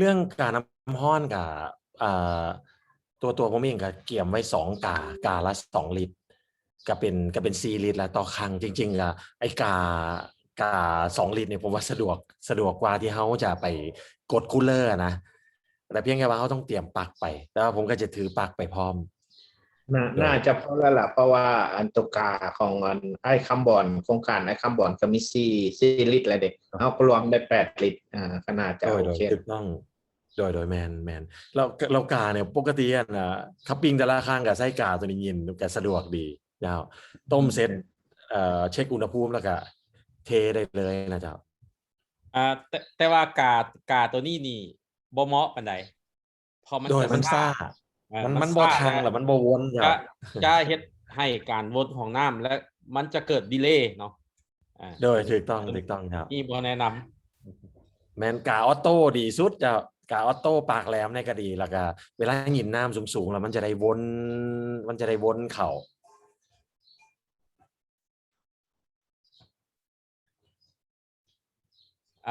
ไปเช็คอยู่ห้านหั่นกาต้มน้ำขนาดใหญ่หั่นนะจะบ่มีทั้ง2ห้านจะบ่มีเนาะแต่ว่าแก้ไขแบบคุณโอเว้านี่ก็โอเคถ้าว่าในทีมงานผู้ใดมีก็เอามาพร้อม เพราะว่าเขาจะใส่น้ำหอบนึงนี่นะน่าจะประมาณ8ลิตรคันท่า โดย ถ้วยคันท่าเจาะถ้วยนะถ้วย250มันสิประมาณ8ลิตร เขาต้องเตรียมน้ำ20 ลิตรไปน้ำบ่ไอ้ น้ำหันหมายเขามว่าได้แจ้งให้โครงการแล้วว่าจะใส่น้ำ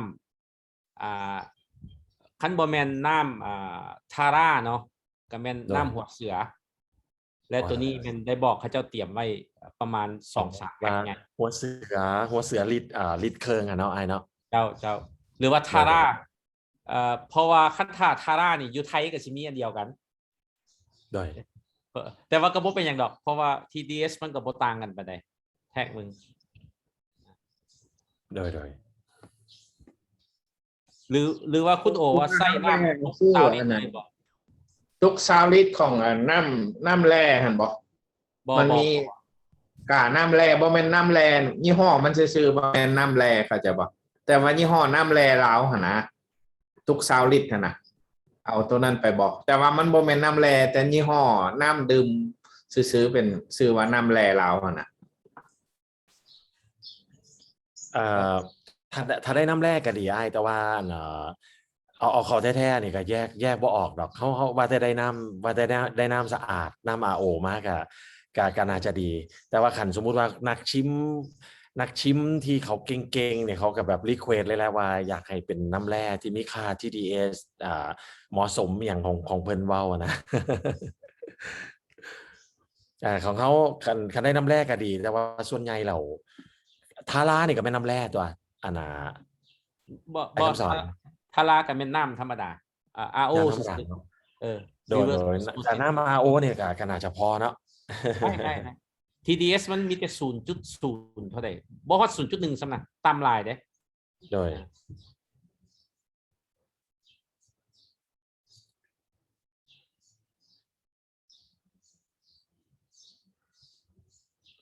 ก็มีแต่รอฟังเบิ่งเนาะว่าทางAlive Plus เพิ่นจะเลือกสถานที่บ่อนใดเนาะแต่ว่าคันเป็นปีคาเฟ่นี่ก็ตอนแรกฟังเสียงบ่ถนัดว่าอยู่บ่อนใดอ๋อคิดออกแล้วโลโก้เพิ่นจะเป็นคล้ายๆวิทยาศาสตร์เป็นอะตอมเป็นอีหยังพวกนี้เนาะ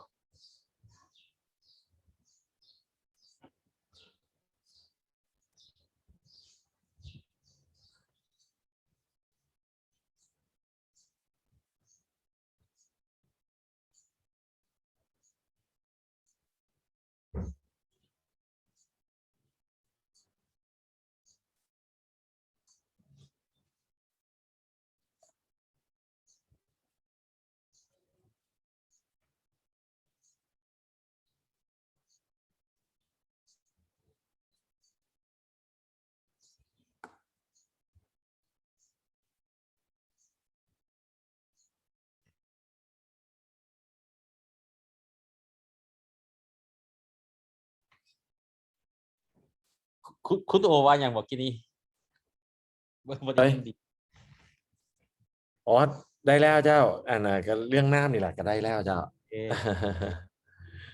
น้ำคิดว่าสิอันน่ะโอเคอยู่ดอกสถานที่ก็คิดว่าเพิ่นสิตัดสินน่ะภายในมื้ออื่นนี่แหละเนาะทั้งมาดามขันแก้วเพิ่นจะแจ้งพวกเราเลยมื้ออื่นว่าอยู่ไสและอันน่ะเครื่องอันน่ะที่ว่าส่งมาทั้งอาจารย์นัดส่งมาสั่งเนาะสั่งมาแต่ฝรั่งหั่นก็แม่น reduce อยู่กาแฟหั่นเนาะจะมีกล่องหนึงพวกเฮาก็สิอันบ็อกซ์อยู่เวียงนี่แล้วก็ให้อันน่ะซินดี้ถือกันตัวอยู่ปักเสมาพร้อมเนาะแล้วก็เดวิดก็ถือมาอันนึงและ โอ้อันขวดสุดขวดน้อยดมกินหั่นล่ะ แม่นแล้ว Reduce อยู่กาแฟเขาสิว่าแม่นแปลภาษาลาวก็แม่นดังกาแฟ The Nose of Coffee นั่นแหละโอ้ the nose of coffee แม่นบ่ reduce ดีกาแฟก็แม่น the ต้อง nose ถาม of coffee ต้องถามผู้ภาษาฝรั่งในความหมายแม่นหยังคิม reduce the coffee is ก็ดังกาแฟเนาะ nose of coffee แม่นแล้ว แม่นดังกาแฟแม่นบ่ ดังเพราะว่าอยู่ฝรั่งมีอาชีพหนึ่งสื่อดังเลยดังไวน์ดังกาแฟดังน้ำหอม โอเค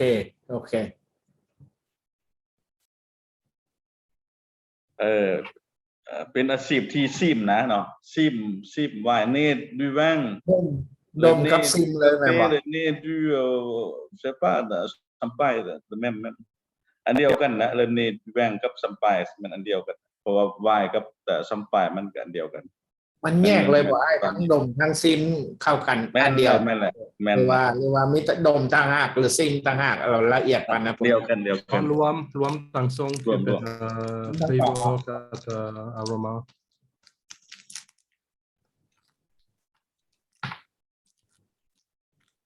มันมี Reduce du wine Reduce du whisky อ๋อ whisky ต่างหากอีก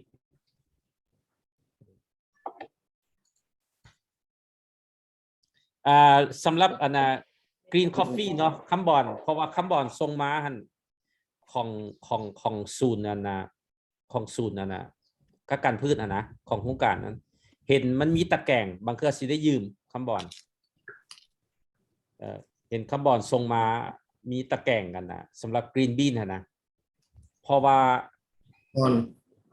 คันถ้าว่าคัมบอนกาเกี่ยมไว้ได้ก็ดีเพราะว่าคันสิถือมาแต่เฮาสิอันบ็อกซ์มึงก่อนเนาะเพราะว่าคันเฮามี2-3ชุดมันจะไวเด้คุณจะเอาไปนำโอเคเอาไปนำgreen screen coffee coffee screen เป็นใหม่เป็นบ็อกซ์นะโอเคเอาไปแม่นคือว่าคุณโอก็มีเนาะอันน่ะ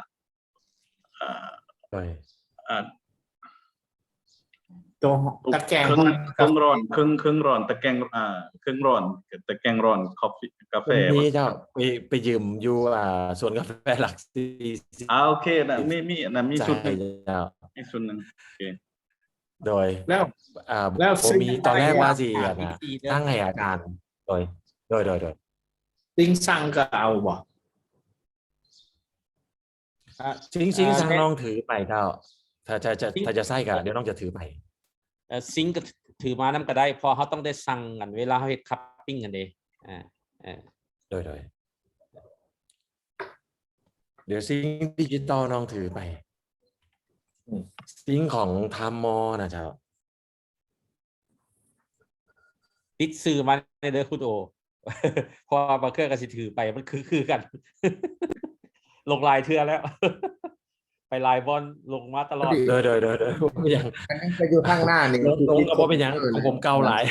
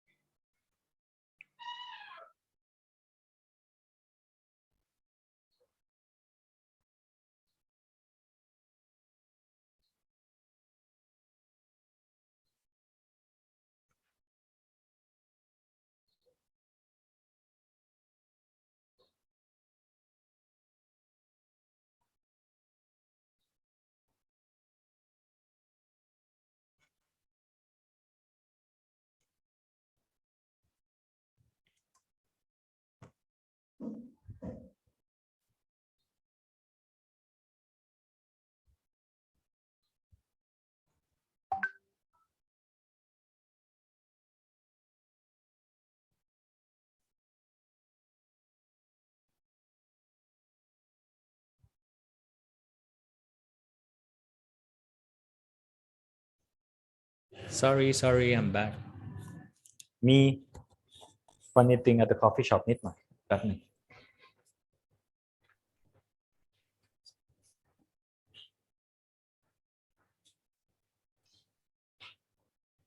Okay.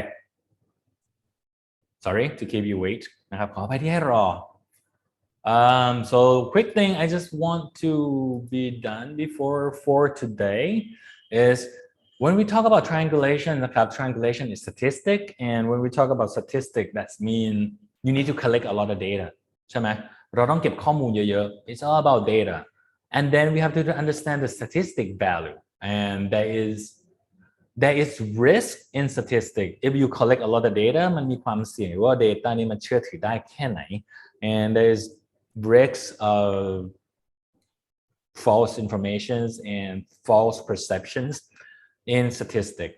So a few things that we have to understand is alpha risk and beta risk and the p-value. All of this is, I mean, ถ้าใครเรียน statistics, if somebody already studied statistics before, it's pretty basic for them.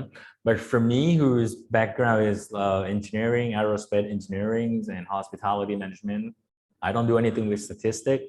I have to look it up a little bit, but it's very fun to learn about risk and value to see how it is. So basically, when we do a lot of statistics, there is two risks associated with that collection of data. One, we call type 1 errors, is when people perceive something that is different when there is not, that something different is the basic classic false positive. False positive is like when you do ATK test and there's 2 lines and then that is your false positive on the first one. If you do it again and it's become 1 line, okay, you can confirm that was false positive because you are not infected, but maybe the kit, the testing kit is just the defect kit, okay? So alpha risk can be, there will be another one that's a consumer risk or producer risk นะครับเดี๋ยวมันจะแยกอีกว่ามันเป็นความเสี่ยงสำหรับลูกค้าหรือเป็นความเสี่ยงสำหรับผู้ผลิตนะครับผม Next one is beta risk นะครับ The beta risk is happen when you have a no perceptible difference exists when one does นะครับ no acceptable difference when one does. That means the ATK say only 1 mark, but actually you are infected, but the ATK doesn't detect that. So that is very dangerous นะครับผม beta is also very dangerous. So in the market of statistics, we have to understand the numbers. What is your acceptable range of this risk? Very classic when they say this. False positive, a very classic one. Excuse me, sir, you're pregnant. Well, that is obviously false positive, right? Impossible, doctor, impossible. I mean, but yeah, from the kid, it say you're pregnant, sir. So that is interesting false positive, right? Next one, a lady walking in and then they say, I'm sorry, you're not pregnant. And then the mom would be like, what are you talking about? Well, the test kits say you're not pregnant and the ultrasound doesn't show any baby. I'm like, no, there's no way. So that is a false negative. You're never definitely pregnant and you said I'm not pregnant. So that is a lot of risk involved. And how is important is this risk is that, for example,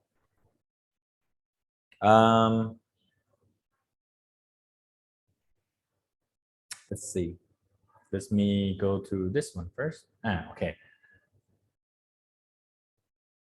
The alpha risk is pretty much a producer risk, okay? Because sometimes if you're concerned about the false positive of something that is not there, right? Or this is what happened is you will produce a lot more and you're losing money. The probability of scraping the good part when there is not an actual defect. So if I say my false positive risk is 10% or 5%, okay? That means my product will be only 90% okay. But actually my product is 100% okay, but I feel that there may be a risk that 10% is not okay. So it's like false positive. So I find that it's defect. There is a chance a producer like me, I will produce another 10% more. So I will make 100 and maybe 15 pieces, 15 parts, just to make sure it will cover all the defective part. And that will lose money because that is an incorrect decision. Okay, so this is a producer risk. So in line of coffee roasting, if I'm roasting coffee, I have to roast 50 kilo of roasting coffee. But every time I do roasting 50 kilo, I will prepare another 10 kilo. I do 20%. Just in case I roast something wrong with the other batch, I will have a backup on this one.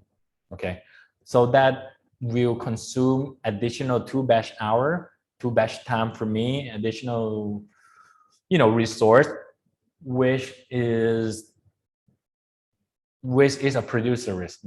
So on the other hand, this one is that was producer. This is consumer risk. Consumer risk is very dangerous.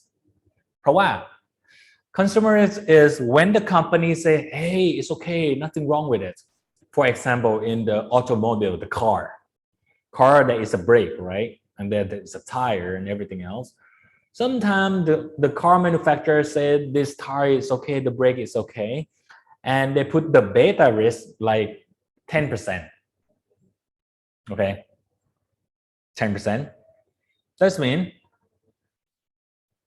there is a chance of 10% that the decision will be made that the part is not defect when it is not in a good condition, when it is defect. That means if they release 100 cars through the street and say that all 100% is fine, but then there is a risk of 10%. And that 10% get to the market and I drive the car and I'm the lucky one, I got the defect one. So I am the consumer, I am at risk. So beta risk is directly involved with the consumer. So as a business person, when you do something like that, you have to be careful because it will fire back to you on กฎหมาย on the lawsuit นะครับผม you might get lawsuit on that for it. So beta risk will be set to protect the consumer. Anything that is low risk, like just food or something non-catastrophe, you do 15% low risk. You can do I don't know, making something that is not safe, it's okay, 15%. But if a medium risk, not catastrophe, but it's legal, you can get lawsuit on that or something related to safety, they probably set the beta to 10%. And the last thing, if it's something life or death situation, life or death, that they will set beta to 5% or even near 0.01% to make sure that all the parts are not defect. Why are these matter? Because in statistics, in business, all this number will result and affect on your productivity and efficiency of your business. So to make your beta value very low, you need to confirm a lot. You need to do a lot of tests. You need to you need to collect a lot of data. You need to provide so many tests to make sure and to be able to claim that the risk is only 1%. Out of my 1 million tests, after we test, it's only 0.01% chance happen. Okay, so beta risk involved with us directly. So that's a basic alpha risk and beta risk. Then how does it affect us? On triangulation, we collect data. We use something similar to this, okay, to prove that it is true or it is not true. There is something called p-value. P-value. So p-value, a small p-value is strong evidence. That means you can believe it, you can rely on it, you can trust that number. But a very large p-value, is very weak evidence. It's like this. This is a large number of the value, so there is some risk in it. So it's only 85% reliable. This is 90% reliable. This is 95% reliable นะครับมีความน่าเชื่อถือได้ถึง 95% เมื่อเทียบกับตรงนี้มีความน่าเชื่อถือแค่ 85% นะครับผม so p-value is the same thing. How much of the strong evidence you want? If you want strong evidence, the p-value has to be like very low. If the p-value is very low, this means your reliability would be like 99.1, 99.9% reliable, or 99.85% reliable, or 95% reliable. All this also has to do with the evidence, strong evidence. เราจะคุยเรื่องนี้แค่ครั้งเดียว and then you would understand. I will only talk about this only once, so you understand that why triangulation use statistic. Not only triangulation, there is other sensory like in or outs and everything else that use statistic to do it. The object is, okay, the p-value help determine the significance นะครับผม the significance, how significant I can trust on your data. Everybody has the right to choose their opinions. So every time there is a triangulation test or every time there is a sensory panel, they will report the p-value. And then you as a reader and me as a trainer can choose to believe it or not believe it. You can choose. It's up to you. Because your p-value could be 5% p-value or 10% p-value or 0.01% p-value, then you can choose to believe it or not. The concept when we do triangulation, เวลาเราจัดโต๊ะ triangulation is based on a null hypothesis. What is null hypothesis? เป็นสมมติฐาน A hypothesis is a belief that there is no difference. Null hypothesis is a belief that no distinguishable difference between the samples. So when we do triangulation, there is usually two products, product 1 and product 2. Product 1 and product 2 should not be different. That is the hypothesis. So we set the table to make sure that there is really no difference.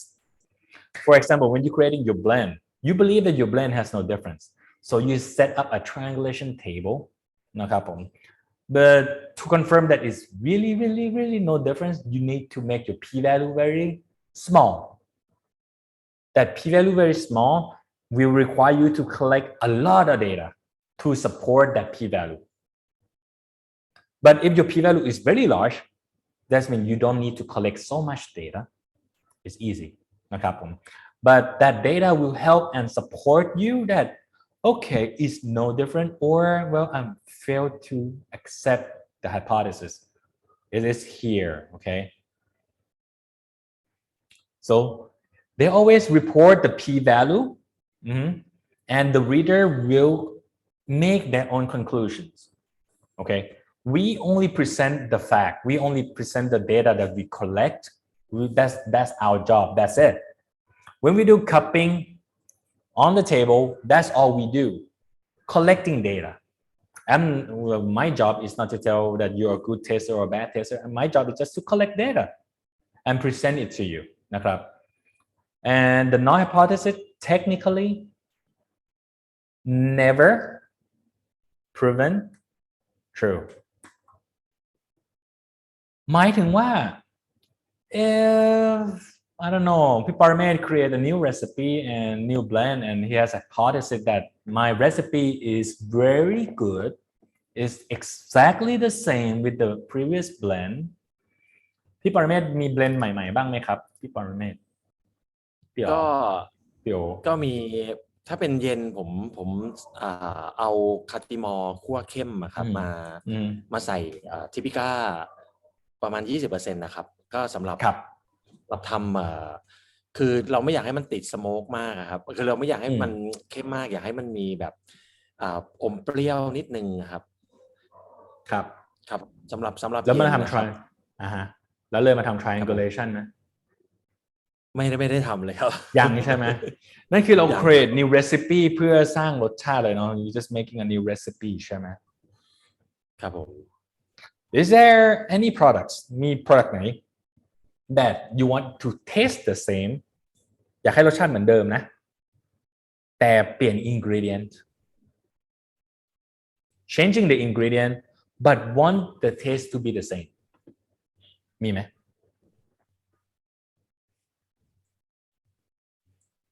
เปลี่ยนนมข้นเปลี่ยนนมเปลี่ยนน้ำตาลเปลี่ยนไซรัปเปลี่ยนซอสเปลี่ยนกาแฟแต่อยากให้รสชาติทุกอย่างเหมือนเดิมมีไหมครับ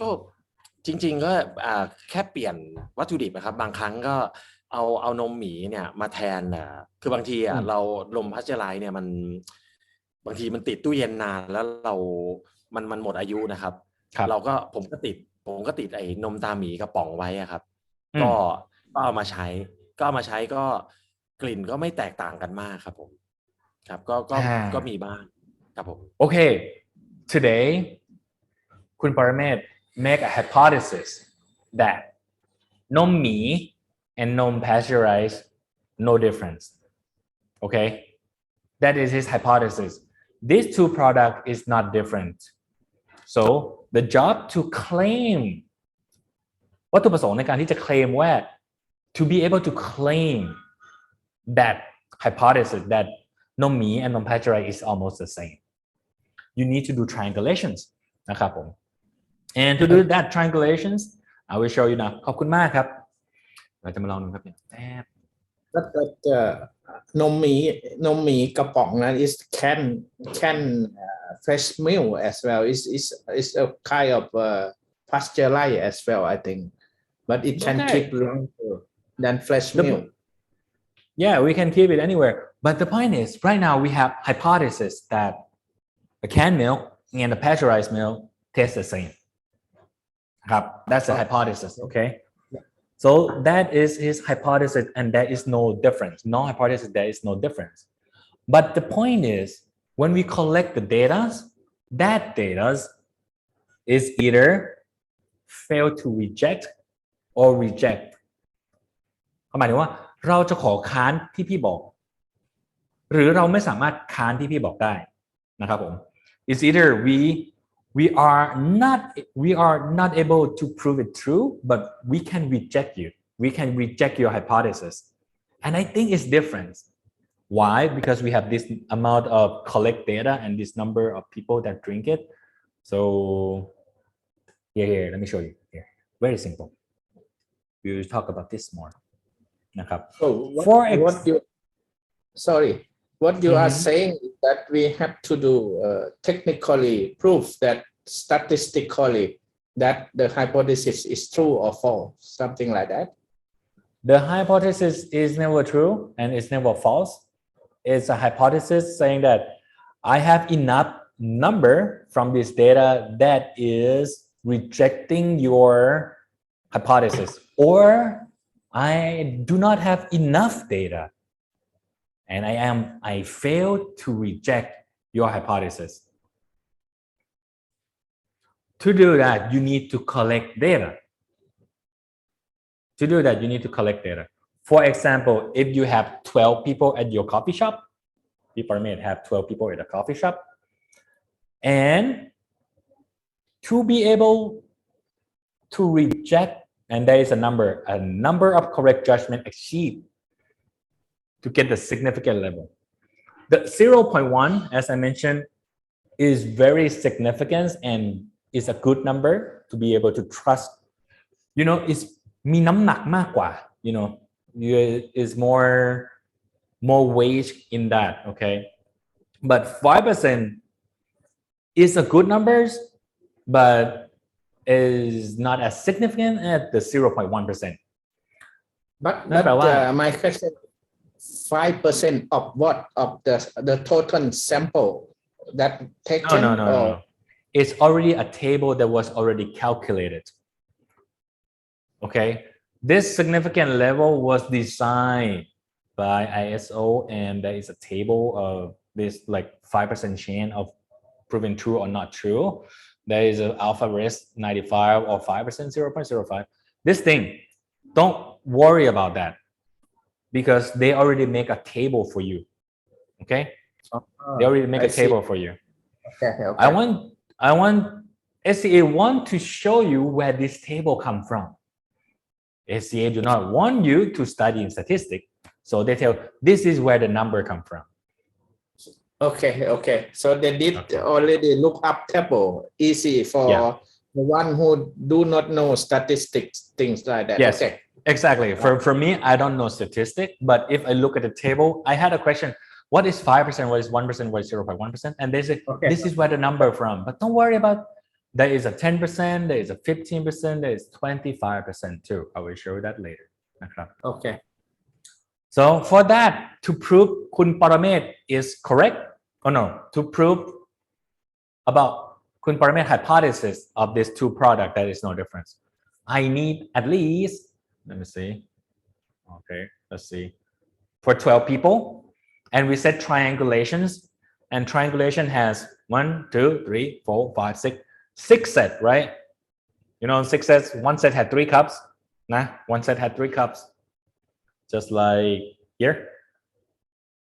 One set has 3 cups, you have 6 sets. Or you can have, I don't know, more set. 2 of the 6 sets, you make it 12 sets. But out of that set, we need people to be able to answer. For 12 people, you need at least 8 people. 8 correct answer. ใน 12 คนเราต้องการแค่ 8 คำตอบ 1 คนสามารถตอบได้ 6 ครั้ง ถ้า 12 คนก็ตอบได้ 72 ครั้ง เราต้องการแค่ 8 คนเราต้องการแค่ 8 คำตอบ จากกี่คนก็แล้วแต่ต้องการแค่ 8 คำตอบ เพื่อที่จะบอกว่าจริงๆแล้ว pasteurized milk กับไอ้นมกระป๋องนี่ก็ใช้ได้เหมือนกันนะ It's okay you can substitute them you can exchange them nobody will find the difference นะครับแต่นั่นแค่ในเลเวลของความน่าเชื่อถือแค่ 5% ถ้าเกิดเป็นในเลเวลของ higher more significant 0.1% ก็จะต้องมีคนตอบได้ถึง10 ครั้งนะครับผม okay so there is a lot of this number that we present in sensory exercise in SCA that they do to collect research. SCA sensory research, they do that. For example, out of that 12 people, if we got 11 correct response, อันนี้คืออะไร 12 tester. There is difference. Okay. ถ้าใน 12 คนมีตอบได้ 11 correct response, that means it is different ถูกปะ because they found it is different but if it's not enough found only 5 correct response คือจับตัวต่างไม่ได้อะพอจับตัวต่างไม่ได้ but ทำให้จับตัวต่างไม่ได้ you already said like 6 people no 12 people one person can cut 6 times so there is a possibility of correct answer of 72 answer but only 5 people got the correct response. Only 5 people got the correct response. Therefore, according to the statistic on this table of 12 people, there is not enough answer. That means there is no difference. So the answer, the conclusion would be, people, I cannot reject your hypothesis. Your hypothesis of the meal, these 2 meals is the same. Yeah, I cannot reject it. I can sort of agree. I can agree with you นะครับผมแต่ถ้าเกิดเราจะ reject พี่เขาเราจะ reject I'm sorry I got 11 correct response I got 11 correct response okay And this correct response is correspondent with 0.1% significant level, because 0.1% is require only 10%. It only 10 respond. You got 11 correct response from this panel. I will say คุณปรเมศครับจากที่คุณปรเมศบอกว่า is no difference. Actually, I would like to reject your hypothesis, because according to statistic, with 12 people on the panels and the significant level of 0.1%, we got 11 correct response. Therefore, there is difference. Okay? เข้าใจไหมครับ? This is how we talk in sensory science.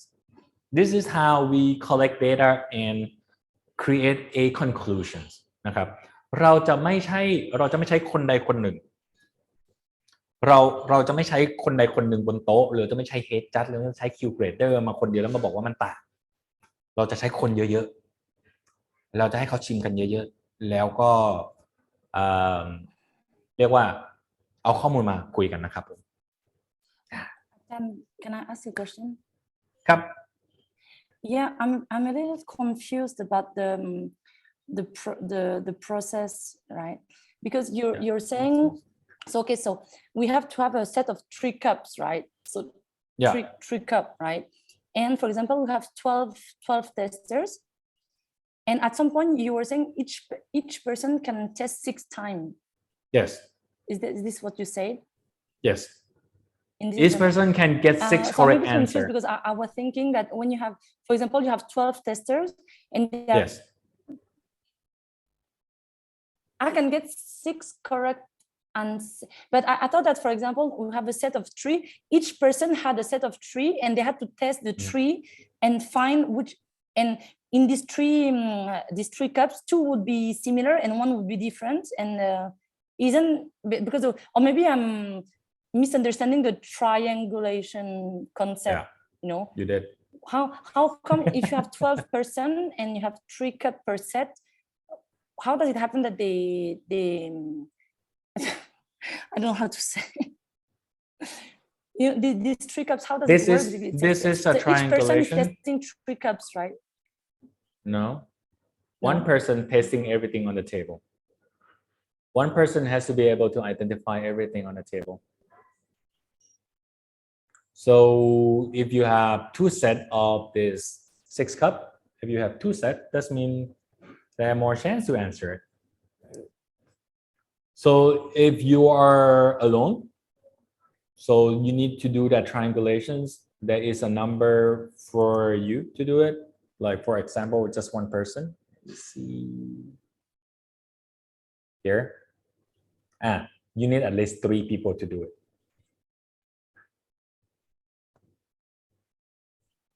Okay.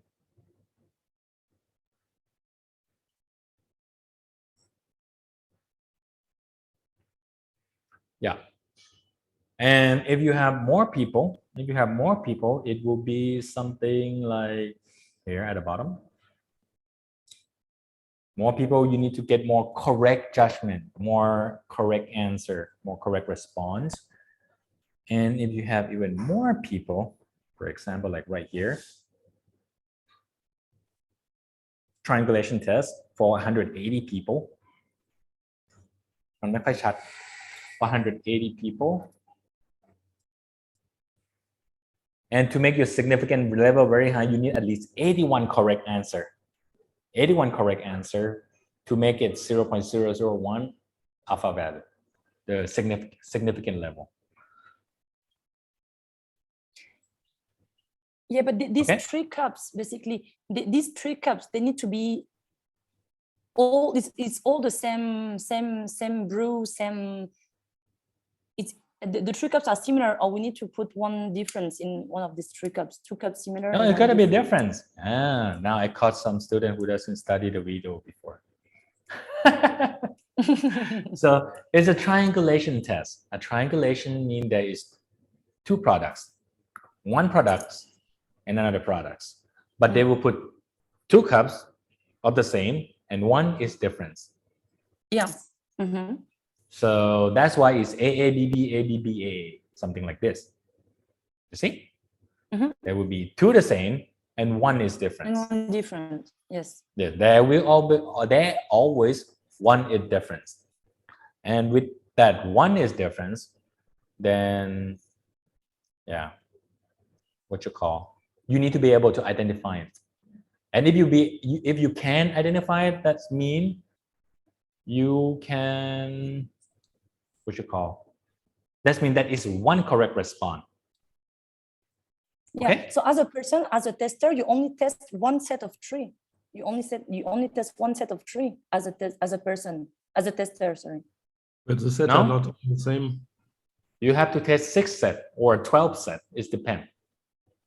You have to test everything because it's collecting data. If you only test one cup, Okay. only Okay, I AAB, see. then no, you have to test 1, 2, 3, 4, 5, 6. Mm-mm, All okay, I set. see. You need to test everything. It's a cupping. If you do only 3 cups, you cannot collect any data. You need at least 18, 38, like 40, 70 cups. Okay. Thank you. No problem. It's a lot of numbers and triangulation is very fun. And we will break this one today and we'll come back again tomorrow. So tomorrow we will go fast from sensory into all the way to green coffee. Okay? Triangulation is fun. It's just numbers. And tomorrow is easy now. Okay. Any other questions for today?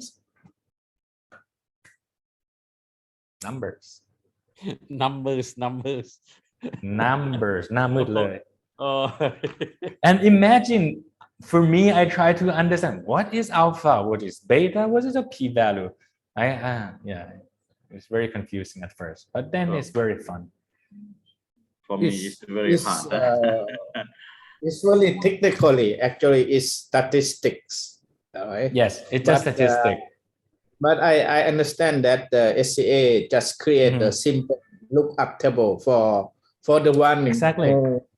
who do not understand statistics or mathematics, something like that. But it's using lookup table is easy as well. Yes. That's it. That's very fun. All right. Any more questions today? We'll be back tomorrow. นะครับผม So just make sure we do some memorizing on those bottles, and get some practice on the bottles. If anybody has some of the bottles already on the aroma, that would be nice. นะครับ So thank you. I don't have any questions, but it doesn't mean that I understood all. It's confusing for me. That's okay. We will start playing with it, and then you will see how it works to next week. When we start cupping and we start collecting data, then we see how it works. นะครับผม I see that Sangkham Just Kim. understand this mathematics, so I am confident. So when we do the cupping, I will rely on Sangkham when come to the numbers. Okay. We don't do numbers. We just tasting. Yeah. Chan, I would just like to try to confirm that I understood well. Is it okay? Yeah. So basically, in some cases, no one will know the truth, right? Yeah, no one know the truth. Yeah, even the organizer. And I thought about this example. So some roster, like I said, it's never the truth. It's never proven true, right? It's never proven true, even though when we try it. Yeah. So this methodology consists of validating some decision based on the representativeness of the results. For example, if one roaster got one very famous blend for his roastery, for his shop, composed of 2 origins, let's say one village in Salavan on the Boloven and one from Paksong. But some years there is a big CBB disease on the Salavan farmers plantation, and the roaster still need to reach exactly the same blend than he used to Yeah. sell for many years. Exactly. The triangulation will help him to test, if possible, reach the non-difference between new origin replacing the Salavan farm with a new one. Is it correct? And as many people who will see no difference will help him to take the decision to supply or to get some supply from this new farm. So that's pretty much what you need to do. But before you change or confirm the blend, you need to collect enough data to make sure that your blend is not that different. That is the key thing. But to be able to identify that it's not that different, maybe your blend needs to roast it differently. Maybe your blend needs to do something different about your blend, different percentage of blending, different technique of roasting, just to make sure that your flavors come out the same. They only focus on it doesn't taste any difference. That's the focus, right? Because that's why we want to create the blend. But I mean, if you are the only person in that room and then I find it's different. Maybe because you are being biased to yourself because it's a new blend, because you are the person who arranged the table. So you sort of have a bias already. So it is better to find someone to help you, okay? To help you do the cupping. And you don't have to tell them, you just tell them, can you find the difference? That's very basic. I'm making a new blend. Can you find the difference? Cup. And if they cannot find any difference, your new blend is good. Because a lot of surveys, sometimes we do not tell the person who come to take the poll, otherwise they have a bias too. We need to find a way for them to participate in the event without being biased. Sound good? But so we do a lot of cupping. At least 6. I do at least 6 sets. So that's mean 18 cups just to collect a reasonable data. Okay, get it. Couple. John, I'm also confused a bit. I think.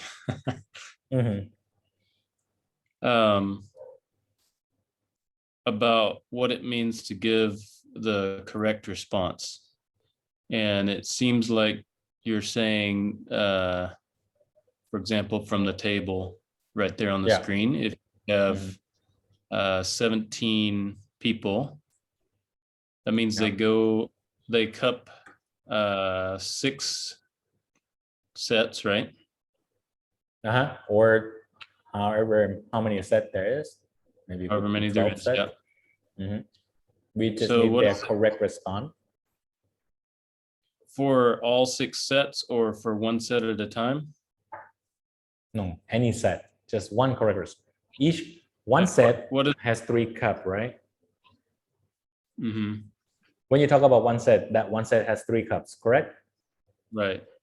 So if you have 6 sets, that means 6 possible correct response. Okay. Yeah. So if you set up 18 sets, so that means one person has a chance of answering 18 times. But if you setting 3 sets only, that means one person only have a chance of answering 3 times. So when they give correct response, what is it? What does that say? Correct doesn't mean true, right? It means yes or no, basically. We just have to collect all the data. I still don't understand what it means to give a correct response.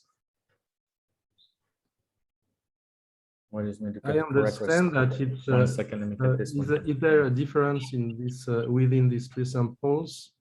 I understand that if the cupper say yes, that's a correct answer, but I'm not sure.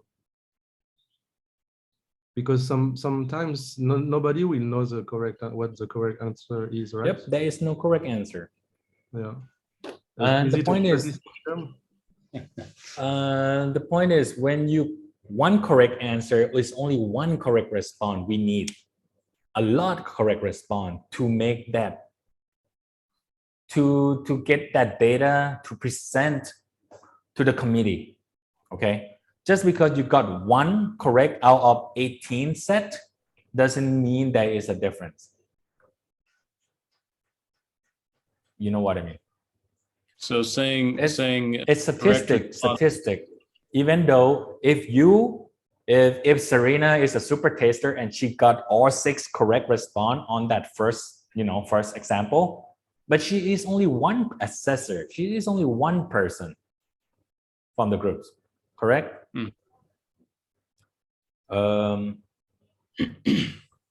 So that is the thing. But we need for 10 people. If it's 10 people here and Serena was able to do all answer and everybody got it wrong, then that is 6. That's the 6th answer. Okay. We will have this in when we do actual cupping. So we can do that easier. Because right now is a lot of imagination. You don't see the table. You haven't cupped. We don't have the result. Right, but just to clarify one more time, a correct response is that you can tell the difference, correct? Yes, correct response is you found the difference. You found the distinguish. Because triangulation is about finding the difference. Find the odd cup, the right odd cup.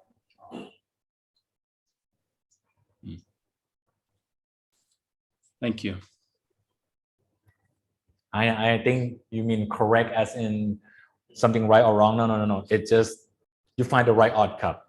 So that right odd cup is pretty much their correct response because they are able to identify the odd cup, which is the response we are looking for.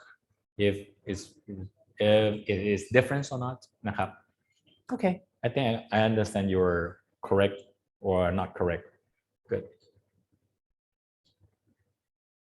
Good. That's a good. I mean, triangulation is fun and you will use a lot. It's the easiest thing that we can do in coffee business. Cup. Good. So we will come back to this things again. Don't worry, a lot. We will come back a lot. Tomorrow we'll go through it a little bit and we see some other way to do it. It's not only triangulation. There is dual trio, there's in or outs, there is different front controls, and there is another table. There is table for every different things. Okay. All right. I'll see you tomorrow. Let's take one more photos before we go. Ready? พร้อมนะครับ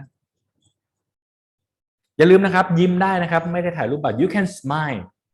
All right, thank you. 1, 2, 3, cheese. Oh, wrong one. 1, 2, 3.